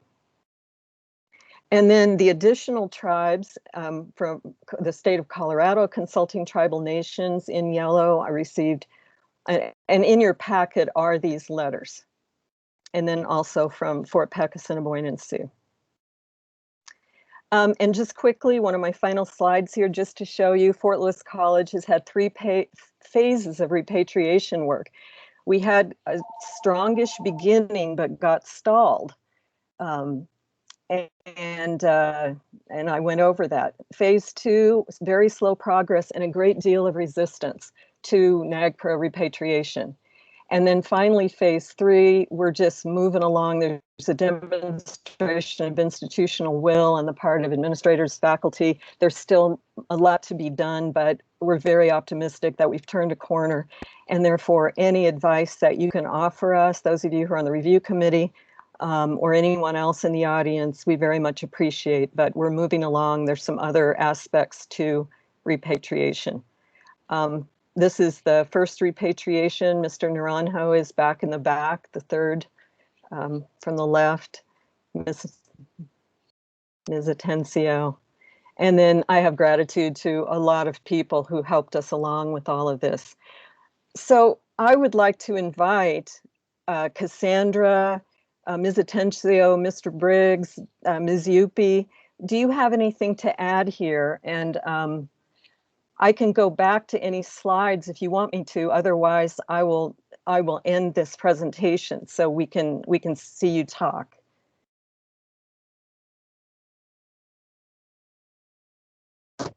Good afternoon. Like again, I'm glad to be here. It is a long time coming. And I'd like to state that when we found out about the classroom work and the use of Native American remains within the school still was very, very disheartening. It was an argument, and it was, as NAGPRA coordinators, we were adamant utilizing the law about if it's not needed, then you can't utilize them.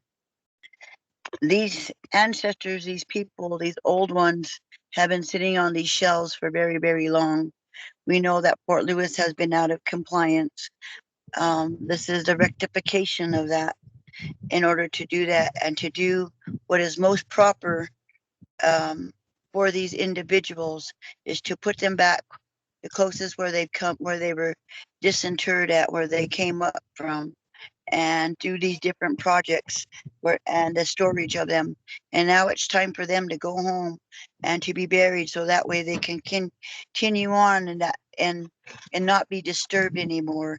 So that way their spirits can go back and travel. It seems like they were interrupted when they were disinterred and kind of need to be meet and that's kind of the process and the thinking, I think, from that tribal perspective that needs to be heard. It's not just about the Indian Court of Claims Commission. It's not just finding out about treaties. It's also about listening to oral history. Oral history to Indian people came down generational. We know where we came from.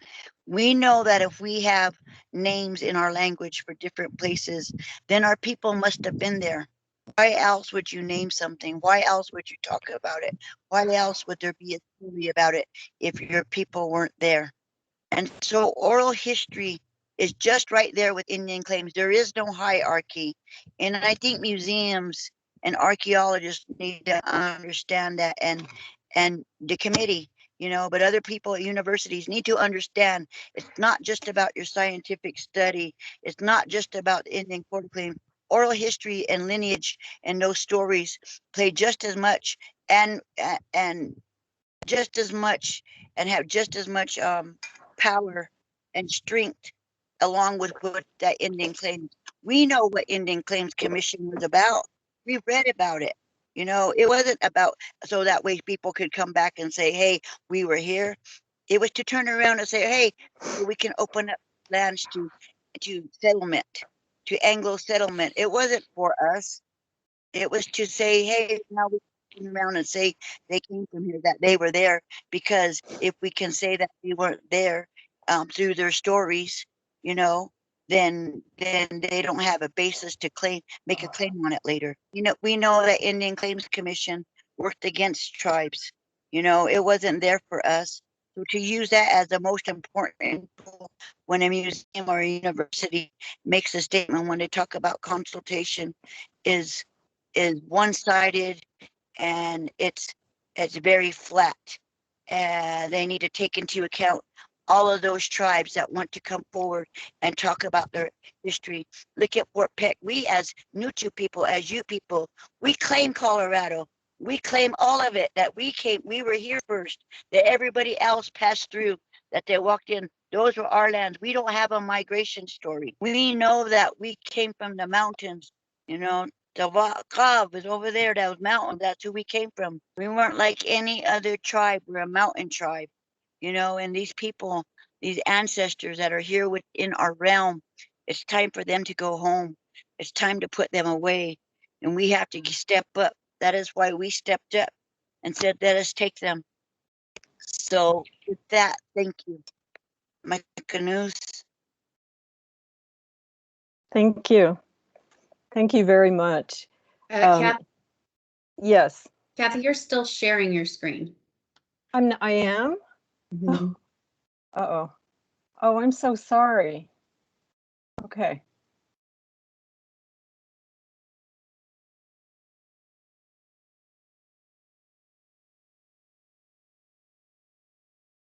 Thank you. Kathy, was there anyone else?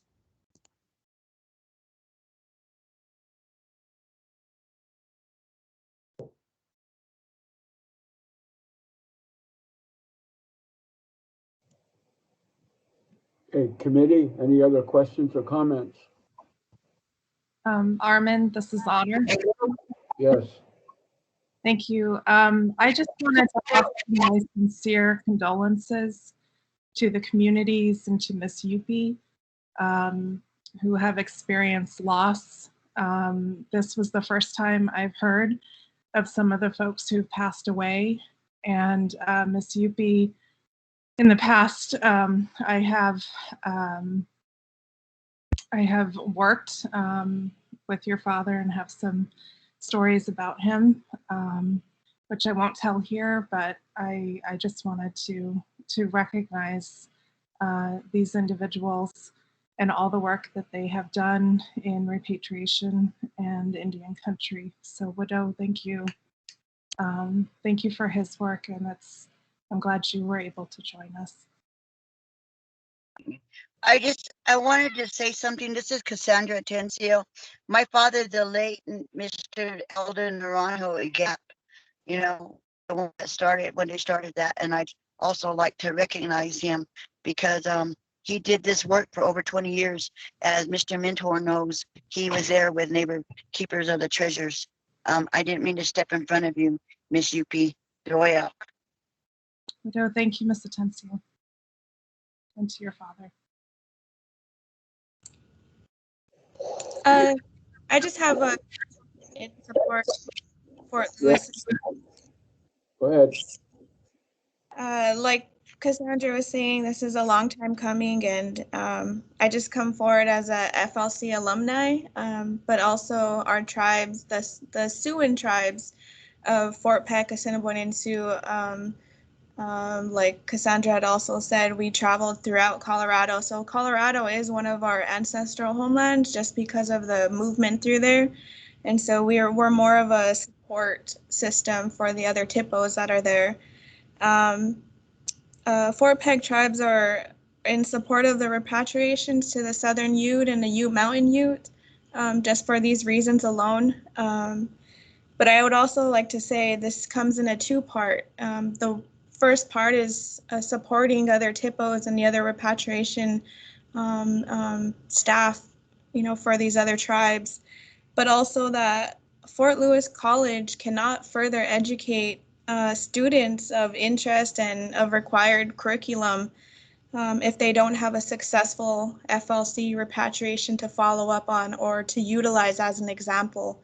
And this would be one of those times to contribute to that success. Especially as a FLC alumni, I appreciate the efforts, and even after graduating and watching this process go through, I just really appreciate your time for your review and listening to our requests.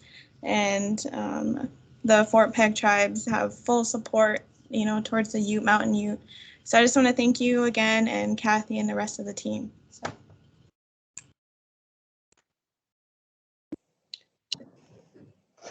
Okay, any other comments, questions? Kathy, I think you can access your video now. I think I see myself. I have the video and the audio turned on. Can you hear me or see me? Anything? Yeah. We can hear you. We can't see you, but we can hear you. You can't.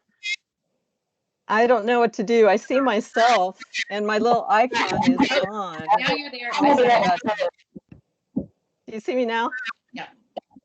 In my messy office. I'm sorry. I think when I stopped sharing the screen, I stopped sharing everything. So I apologize. I disappeared for a while. That's okay. Are there any other questions from the committee? Yes, Melanie, this is Armin.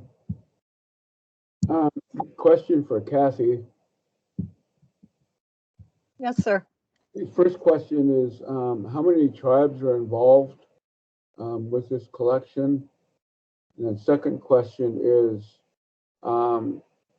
during the presentation, it was cited that consultation is ongoing.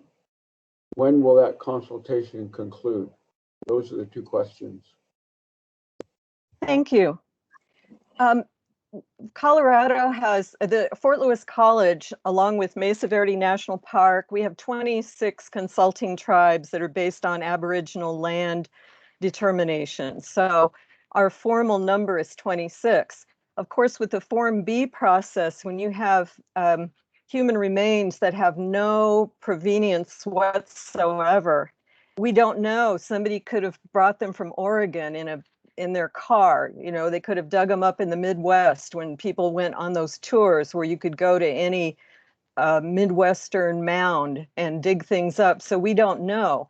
And that's why for the Form B request, we have to ask for support from as many tribes as possible, extending beyond the 26. So, I asked a lot of people what they did, and I learned from Chip Caldwell that the Denver Museum of Nature and Science wrote to all 574 tribes.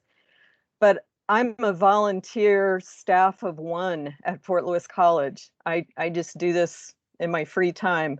So I decided, I talked to a lot of people and determined that the likelihood, based on the history of collecting at Fort Lewis, was that they would be regional from the greater Colorado Aboriginal land area. So I went to those consulting tribes and then also Fort Peck, and that added up to 49 tribes.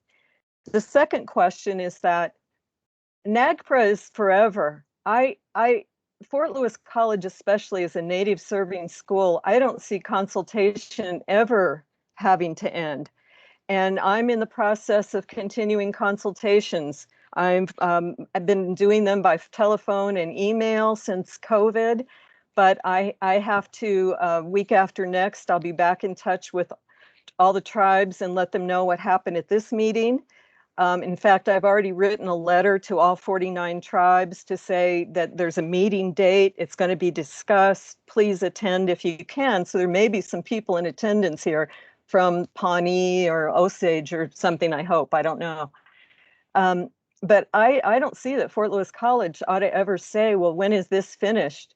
The tribal consultation is important, not only regarding NAGPRA, but human remains, representation in museums, in classrooms, and so forth.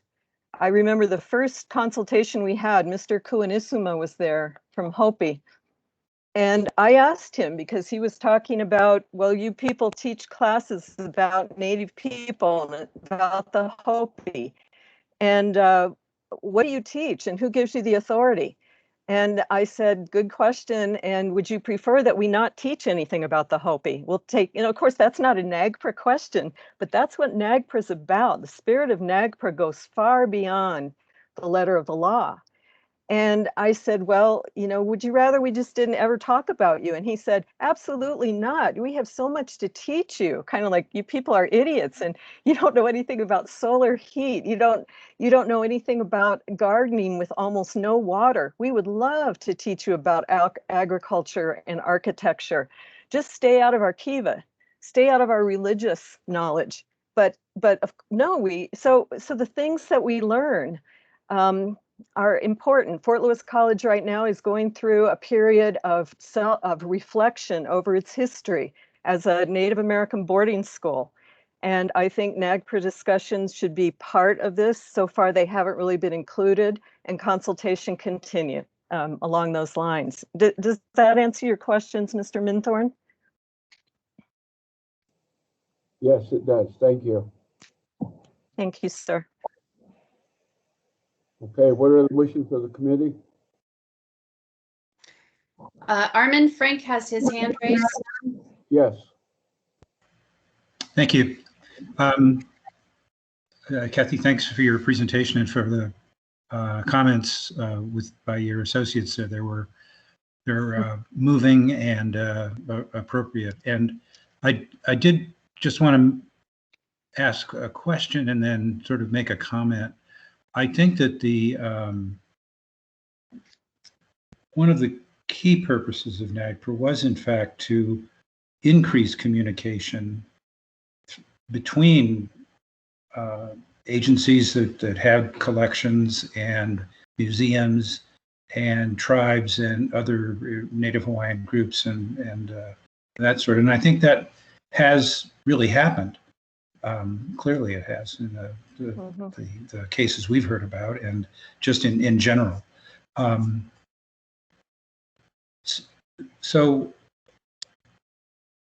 I want to ask a question, but I don't want to give any offense in asking this question, but let me just ask it. And you actually referred to it, Kathy, in your presentation numerous times, that the collection history of these remains that we've been talking about in your request is unknown. I mean, that's the word that's used. I'm looking at the table that lists the individuals. And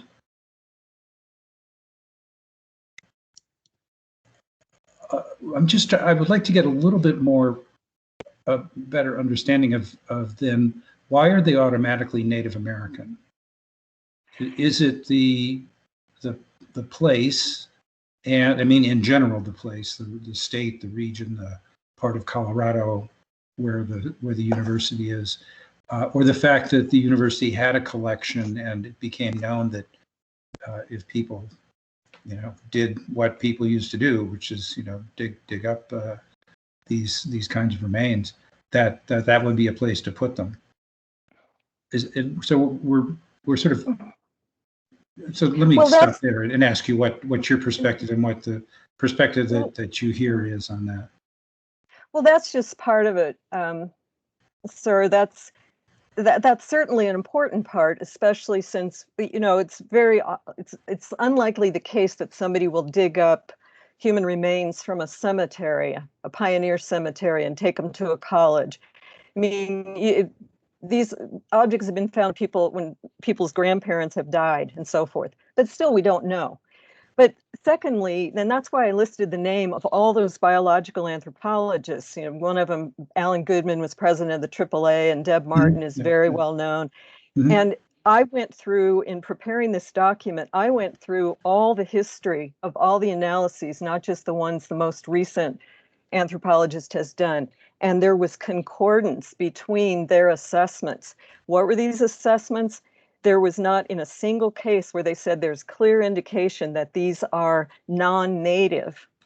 The assessment was in looking at them, so easier when there were certain parts of the human body, of course, but that they were either Native American for sure, or very likely Native American, or unknown.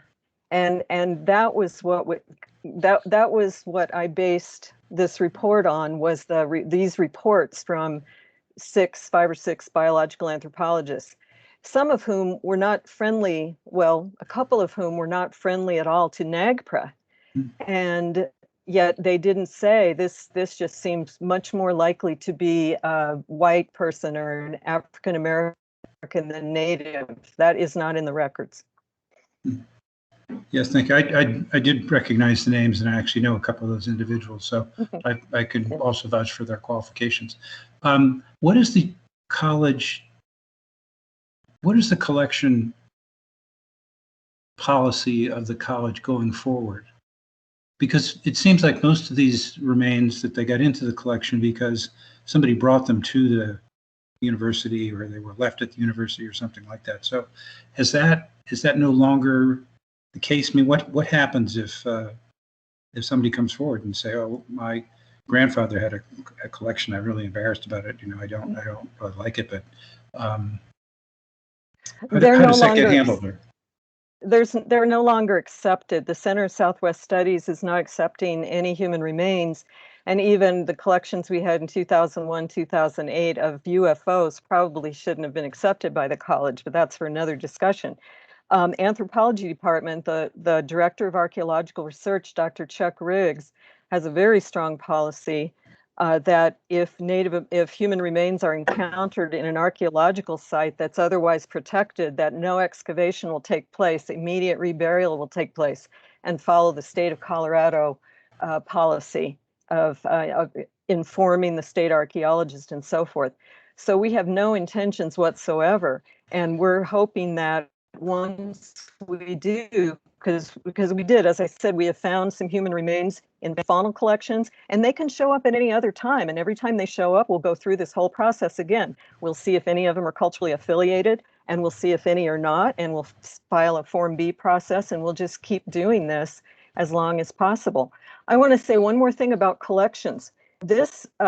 Many of the items that Fort Lewis has from the 1950s and earlier were reported in a series of 5 handwritten ledgers by an individual named Homer Root. And the staff of the Center of Southwest Studies, the archivists, they have gone meticulously through these and tried to match up what he wrote in his ledgers with the records, the accession records and so forth, and looks like they just walked away, because Fort Lewis College had no guidance, no oversight, no anything, and it was years of people wandering in and out. And so I'm afraid. So the question, what we have is, in some cases, we have handwritten ledgers, but we don't have the objects. We don't have the human remains. It's kind of the reverse. So that's another thing we're dealing with. The legacy in this region of looting and people who are important figures in the community who still are tied to this old legacy is a real challenge for a small school and a small community. You make enemies if you even bring up some of this stuff. So I just wanted to throw that in too. Thank you. Thank you. I didn't know whether any of your associates wanted to comment also.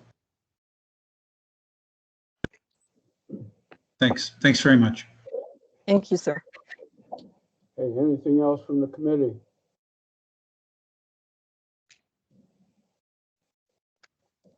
John has his hand raised.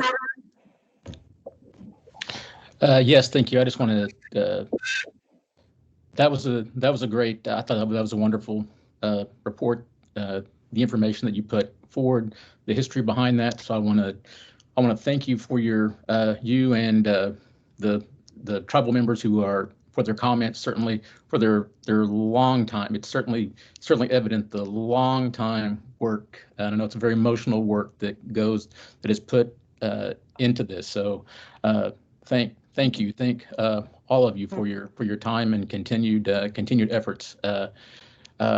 Perhaps no one tells you this often enough, but it's very, I mean, it's important. It is important.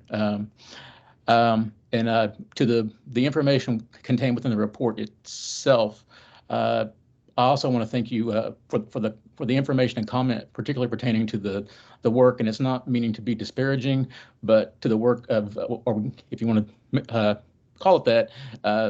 But I think it's something that besets a lot of museum and collections, and the items that come in or that have come in through the work of if you want to call them amateur archaeologists or that type of work. So I appreciate those comments. It's been a long time coming, I think, for someone to actually put that type of information forward in a report in a public forum. I think people need to hear that, because I think that's something that is in some ways, if we're talking about barriers, I think it's a barrier sometime, or that people are sometimes afraid to sort of make an attempt to overcome, or at least acknowledge publicly or put forward in a public forum. So I want to thank you for putting that information forward and being really succinct about that, because I think that certainly figures into a lot of not just this case, but a lot of things that tie into when we start considering CUI cases such as this one. And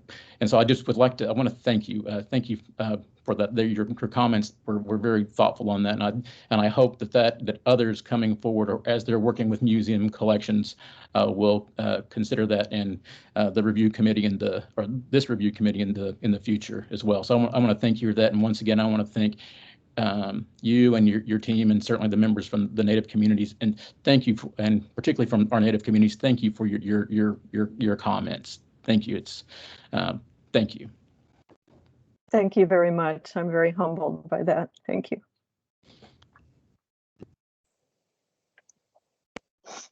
Any more comments or questions from the committee?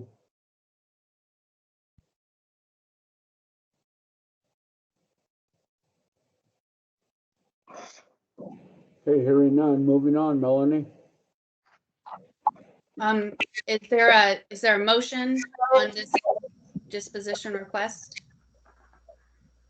I'll make the motion that the review committee recommend to the Secretary of Interior to act on the transfer of control of 40 individuals and 51 associated funerary objects with no provenience information to the Southern Ute Indian tribe, along with the Ute Mountain Ute tribe, for ultimately reburial.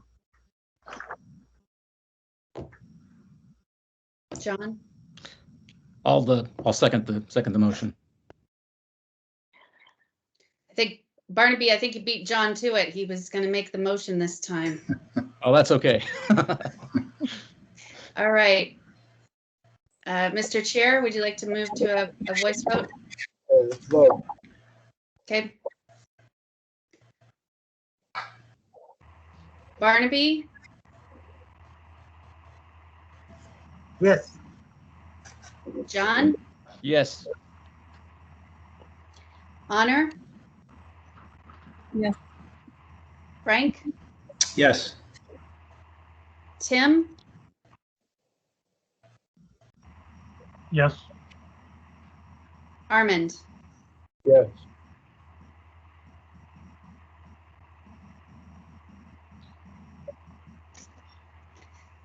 That concludes the Fort Lewis disposition request. Thank you. Thank you so Thank you much. all. Thank you. Thank you. Very much. Kathy, I have a request. Kathy, Yes. if you can keep the community updated on progress of this. that we've done. Absolutely. Thank you. Yeah, I will. Thank you, sir. Absolutely. All right, thanks, everybody. All right, Melanie, moving on. Yes, we have another disposition request. Would you like to take a break at this time or continue? Move on. Okay, the next request is from Michigan State University.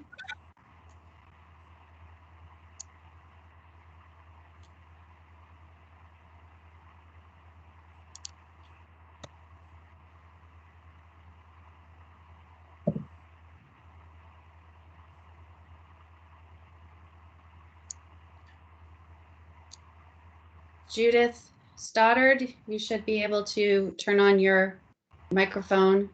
Hello, Judith. Hi.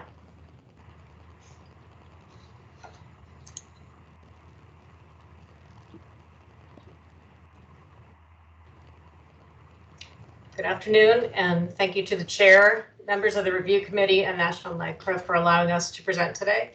I'm Judith Stoddard, Associate Provost for University Collections at Michigan State University, and I'm pleased to be joined by several co-presenters, and I'm going to ask them if they would be willing to turn on their video and their audio and introduce themselves. I'm working through the list. Okay. So Jessica Yan. Yes, hello. I'm Jessica Yan. I'm the NAGPRA assistant at Michigan State University.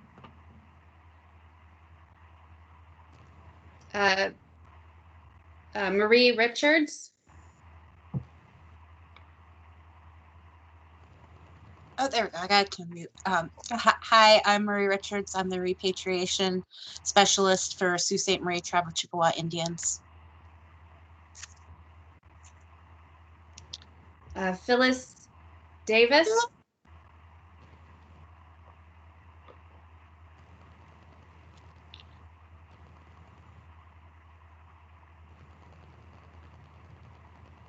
Phyllis, are you with us? Can you see me? Can you hear me? We can hear you.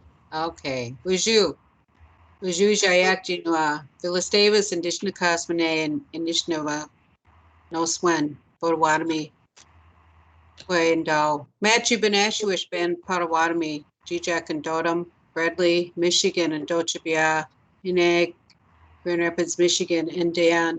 I'm council member for Matthew Benashuish, Ben Potawatomi Indians, and NAGPRA representative for the tribe. Miigwech.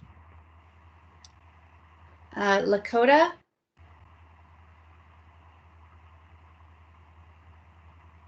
Bonjour, Jaya Quinoa, Lakota Pachedli, and Bushnik Cross. Hello, everyone. My name is Lakota Pachedli, and I am the Tribal Historic Preservation Officer for Match-Jewish Band of Potawatomi Indians. Miigwech.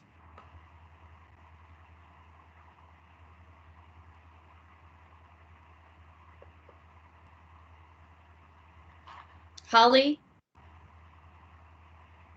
Bonjour, my name is Holly Henderson. I'm a citizen of the Match-Jewish Band of Potawatomi Indians, and I work in our TIPO department on NAGPRA affairs.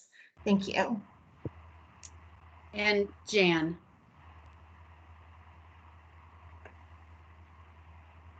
Hello, I'm Jan Bernstein, Managing Director of Bernstein and Associates, NAGPRA Consultants. Pleasure to be here with you today.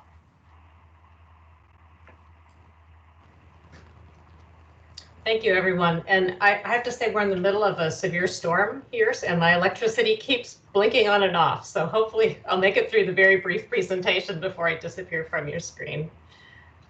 Michigan State University occupies the ancestral, traditional, and contemporary lands of the Anishinaabe, Three Fires Confederacy of Ojibwe, Odawa, and Potawatomi people. In particular, the university resides on land ceded in the 1819 Treaty of Saginaw. We recognize, support, and advocate for the sovereignty of Michigan's 12 federally recognized Indian tribes, for historic Indigenous communities in Michigan, for Indigenous individuals and communities who live here now, and for those who were forcibly removed from their homelands.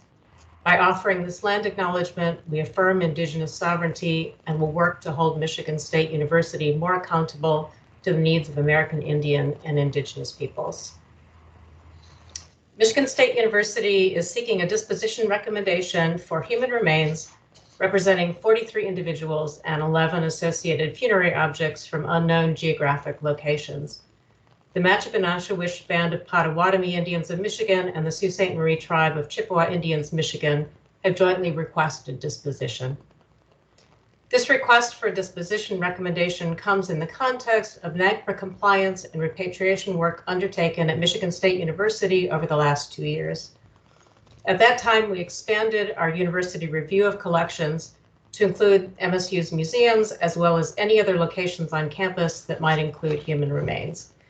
As you will have seen in the notice, the 43 individuals and 11 associated funerary objects were discovered in the museum, academic departments, and the Michigan State University Forensic Anthropology Lab. They were moved to the Michigan State University NAGPRA Collections Secured Facility by representatives from the Michigan Anishinaabe Cultural Preservation and Repatriation Alliance, or NAGPRA, who work together to care for them and ensure their safe resting until the time that they can receive a proper reburial. While we have been able to establish cultural affiliation for the ancestors described in our 16 recently published notices, and the additional notices currently under review or under development, we have few detailed records for these individuals and associated funerary objects. We contacted 48 tribes, many of whom we have worked with or are working with on other notices and repatriations. Many declined the invitation to consult, and several consulted and deferred to those who were geographically closer to our location. In addition to individual consultations, Michigan State University has been meeting monthly for 2 years with representatives from NAGPRA, where this draft notice has been discussed. Some of the tribes represented in NAGPRA have submitted documents supporting disposition to the Matchabenashawish Band of Potawatomi Indians and the Sault Ste. Marie Tribe of Chippewa Indians, Michigan, as have several tribes currently located outside of Michigan. On behalf of Michigan State University, I wish to acknowledge the partnership, support, and knowledge of the representatives from many tribes, and those represented by NAGPRA in particular, who have helped us to help return ancestors home. We hope that the review committee will further this work in a disposition recommendation that will enable these 43 ancestors to continue their journey.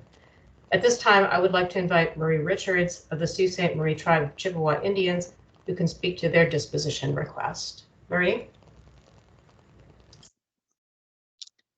Miigwech. Bonjour, I'm Marie Richards, Sioux Tribe member, repatriation specialist for the tribe, and I'm also an archaeologist. When I started my career about 20 years ago, the conversations about NAGPRA and the way people would talk would be upsetting, make me feel uncomfortable and unwelcome. While it's still an uncomfortable conversation that we all must have, it's days like today that remind me why I'm on this path, continuing the work of my predecessors and working towards bringing more ancestors home in the future. I'm joining you all from Bawating, known to Western people in English as Sault Ste. Marie, Michigan. Bawating and other areas in the Eastern Upper Peninsula have long served as a gathering place for people, not just our own communities, but other communities throughout the Great Lakes and elsewhere would come to Bawating, to the Straits of Mackinac to gather, visit, trade, you know, all the things people do when they get together and visit. And so doing this work is a continuation of our role as hosts and caretakers for people who come to Michigan. And it's been quite an experience working with Michigan State. And thank you all for your time.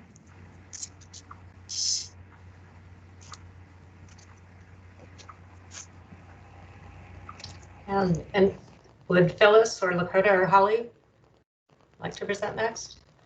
Sure, I will. Bonjour again, this is Phyllis Davis, and good afternoon to the members of the NAGPRA Review Committee and the NAGPRA program staff. Thank you for your time this afternoon. My name is Phyllis Davis. I am a Matchi-Benashewish Band Potawatomi Indian Council member and serve as the Tribal Historic Preservation Office's Council Liaison and the tribe's NAGPRA and MAGPRA representative. NAGPRA stands for Michigan Anishinaabe Cultural Preservation and Repatriation Alliance. MAGPRA is composed by the NAGPRA representatives of the 12 federally recognized tribes and 2 historic tribes in the state of Michigan. We often work together cooperatively regarding NAGPRA eligible cultural items, including culturally affiliated human remains and associated funerary objects.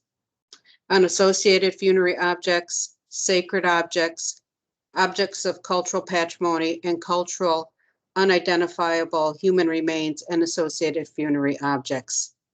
As I mentioned, I serve as the tribe's NAGPRA and MAGPRA representative and work closely with our TIPO staff, including Lakota Pashedley and Holly Henderson, who are here with me today. We're thankful for everything that the Native American Graves and Protection and Repatriation Act has allowed for us and those before us to accomplish, and are most thankful that we've been able to care for and repatriate many of our ancestors, funerary objects, sacred objects, and objects of cultural patrimony. On behalf of the tribe, we fully support the disposition of the 43 ancestors and their 11 associated funerary objects. We believe they are very deserving of an appropriate and respectful reburial ceremony after the NAGPRA process has commenced. We also believe that the Michigan State University has done its due diligence to consult with all of the tribes who may have had an interest in the repatriation of these ancestors and these funerary objects. Many have supported the 2 tribes here today from Michigan to pursue disposition of these ancestors and funerary objects. We feel the determination for disposition in this case was arrived at thorough and respectful and mutual concern for the ancestors and funerary objects in question. Further, the tribe supports the transfer possession of the ancestors and funerary objects for burial to the Sault Ste. Marie Band of Chippewa Indians. Judith Stoddard and Jessica Yan from Michigan State University have provided clear and transparent communication to the tribes and have always made additional efforts to make sure all of our questions and concerns were considered and addressed. Jan Bernstein and Jane Richardson of Bernstein and Associates continue to assist universities and tribes under the law. Their dedication and hard work should not go without recognition. Their guidance and dedicated assistance to all of us in developing a strong and respectful working relationship between all of the consulting tribes and MSU staff members. We ask the NAGPRA Review Committee to please consider our request for the recommendation for disposition of the Native American human remains and associated funerary objects from unknown geographic locations to the Matchi-Benashewish Band of Potawatomi Indians and the Sault Ste. Marie Tribe of Chippewa Indians. The consultations with Michigan State University over the last several years have been meaningful and respectful. Miigwech again for your time and deliberation of our request. Miu.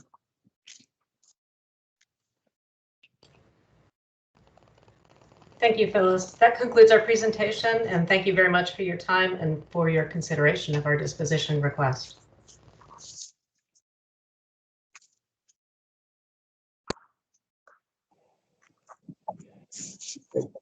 Committee, any questions or comments?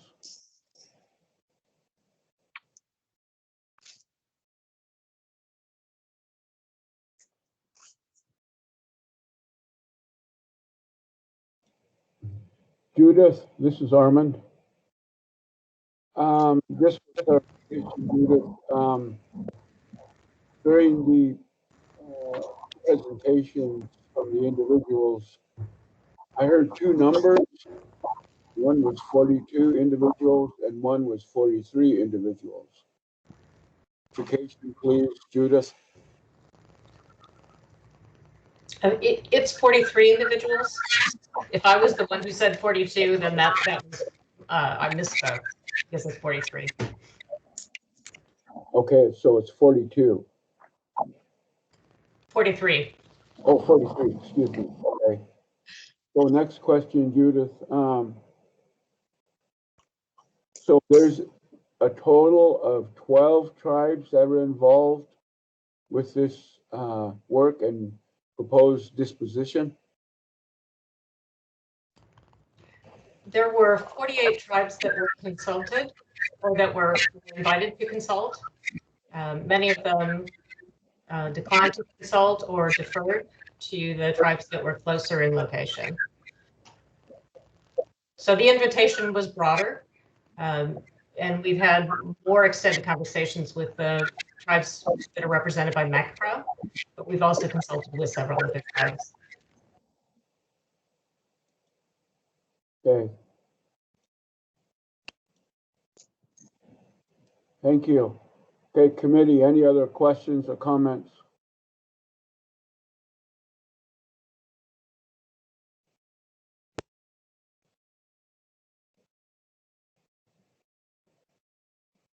What are the wishes of the committee?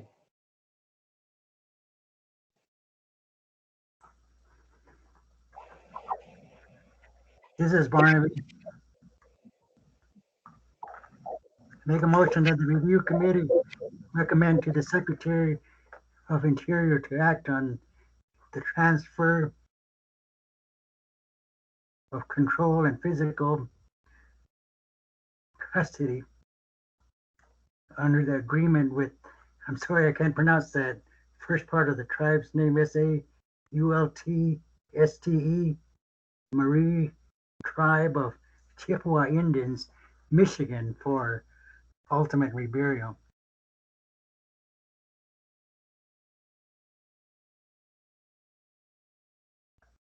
That's my motion. John, you have your hand raised? I'll second the motion to move us forward.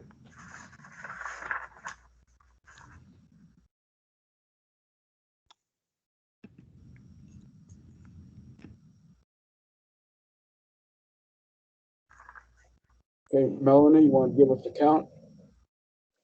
Yes, sir. Barnaby? Yes. John? Yes. Frank? Yes. Shelby? You're on mute, Shelby. Yes. Honor? Yes. Tim? Yes. Armand? Yes.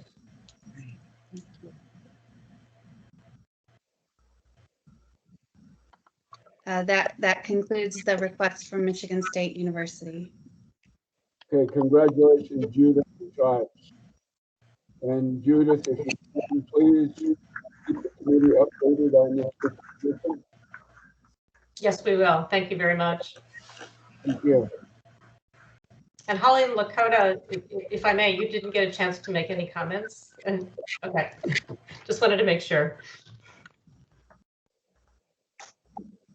Thank you very much. Thank you, everyone, for your presentation.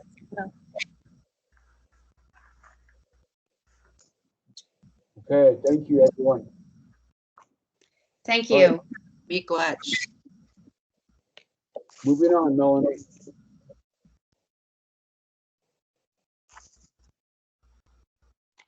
The next item on our agenda is public comment. I did not receive any requests for public comment. If anyone would like to make public comment, you can raise your hand, or I have opened the chat for this meeting.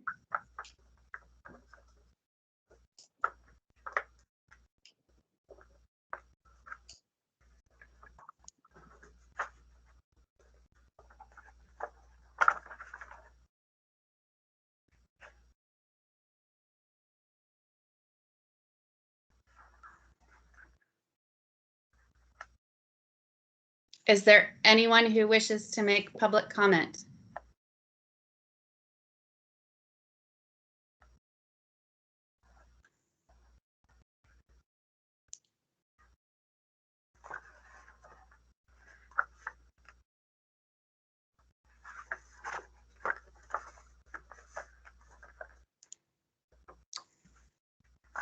It looks like we have one public comment from Christy Poon-Atkins. You've raised your hand.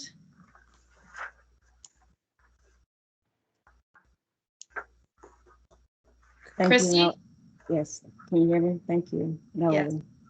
All right, thank you for this opportunity to speak during this meeting. This is my first opportunity of hearing this type of findings in the different locations that were discussed today, and my second meeting attending NAGPRA committee hearings. I would just like to make it known that I would like to be more involved in the process to understand more about how everything is processed when it comes to the finds, the archaeological finds, and the funerary objects, as well as the remains. I appreciate the notice and would like to have more involvement in this process. That's it. Thank you.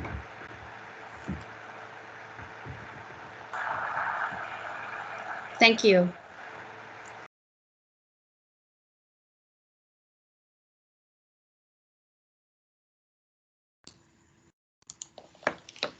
Again, the committee is very interested in hearing about successes or barriers to implementation under NAGPRA.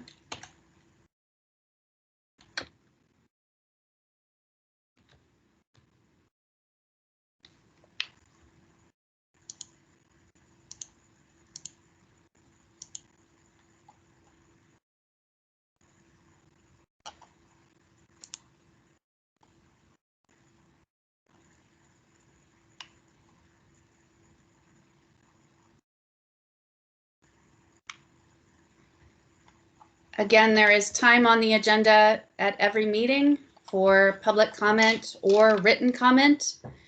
If you prefer not to speak before the committee, you are welcome to send a written comment to the committee. You can make a request to speak to the committee right now. Phone lines are open. You can put something in the chat or raise your hand. Or if you would like to speak at a future meeting, you are welcome to send an email to nagpra_info@nps.gov.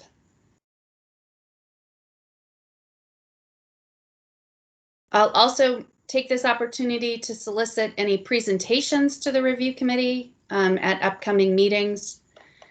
There is time on the agenda in the last 3 meetings for presentations to the committee, in addition to a public comment opportunity.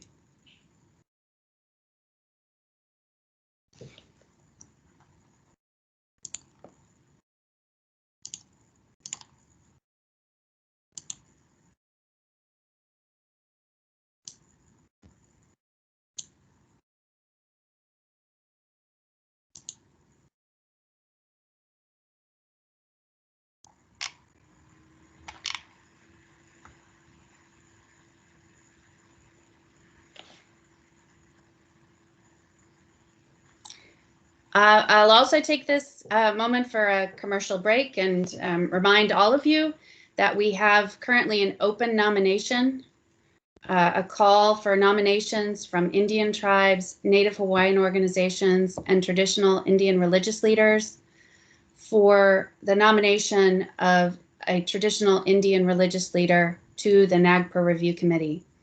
You can find more about that on the NAGPRA news page.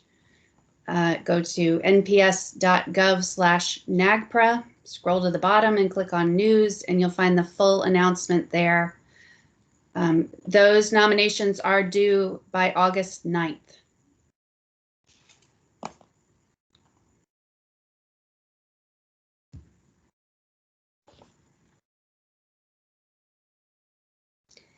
The next meeting of the NAGPRA Review Committee will be on July 13th.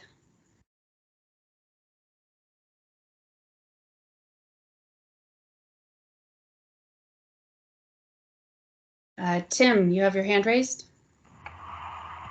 I just want to thank the 2 museums and the 1 federal agency for the tenacious and thorough job that they did to transfer these remains to the appropriate Indian tribes. But I would like to reiterate something I said earlier, that it was the original intent of the regulations that all 3 of these, in particular, these type of transfers, voluntary transfers or dispositions, should have proceeded without a recommendation to the secretary, and it's lamentable that the department's curious interpretation has caused these 3 museums and agencies to wait over a year for the committee to meet. I apologize to the 2 museums and the federal agencies and to the tribes who will be receiving these ancestors. And I think the department should be part of the solution, not part of the problem.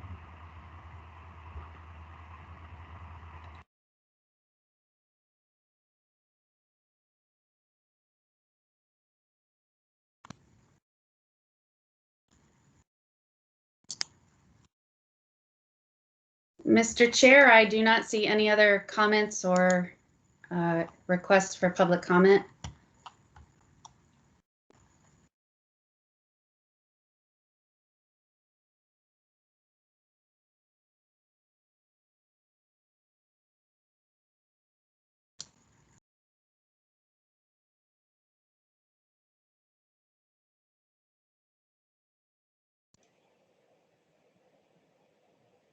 Okay, anything else, Melanie?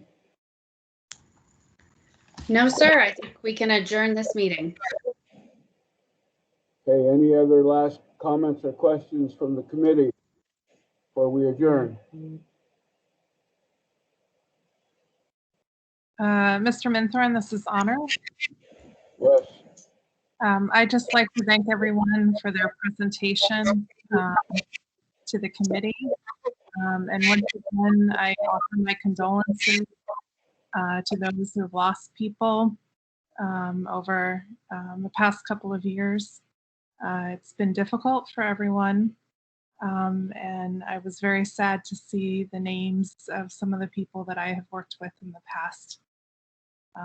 So my condolences to the families who joined us today and to the communities.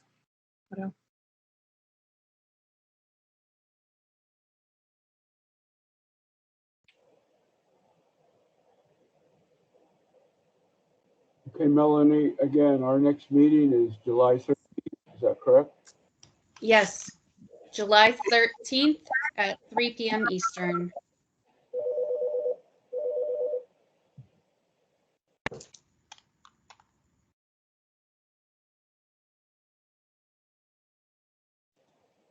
Okay, if nothing else, motion to adjourn.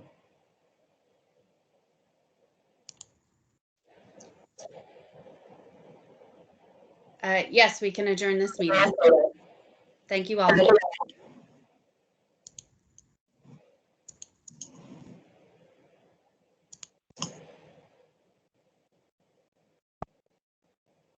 Okay, we're adjourned. Thank you. Thank you. Thank you.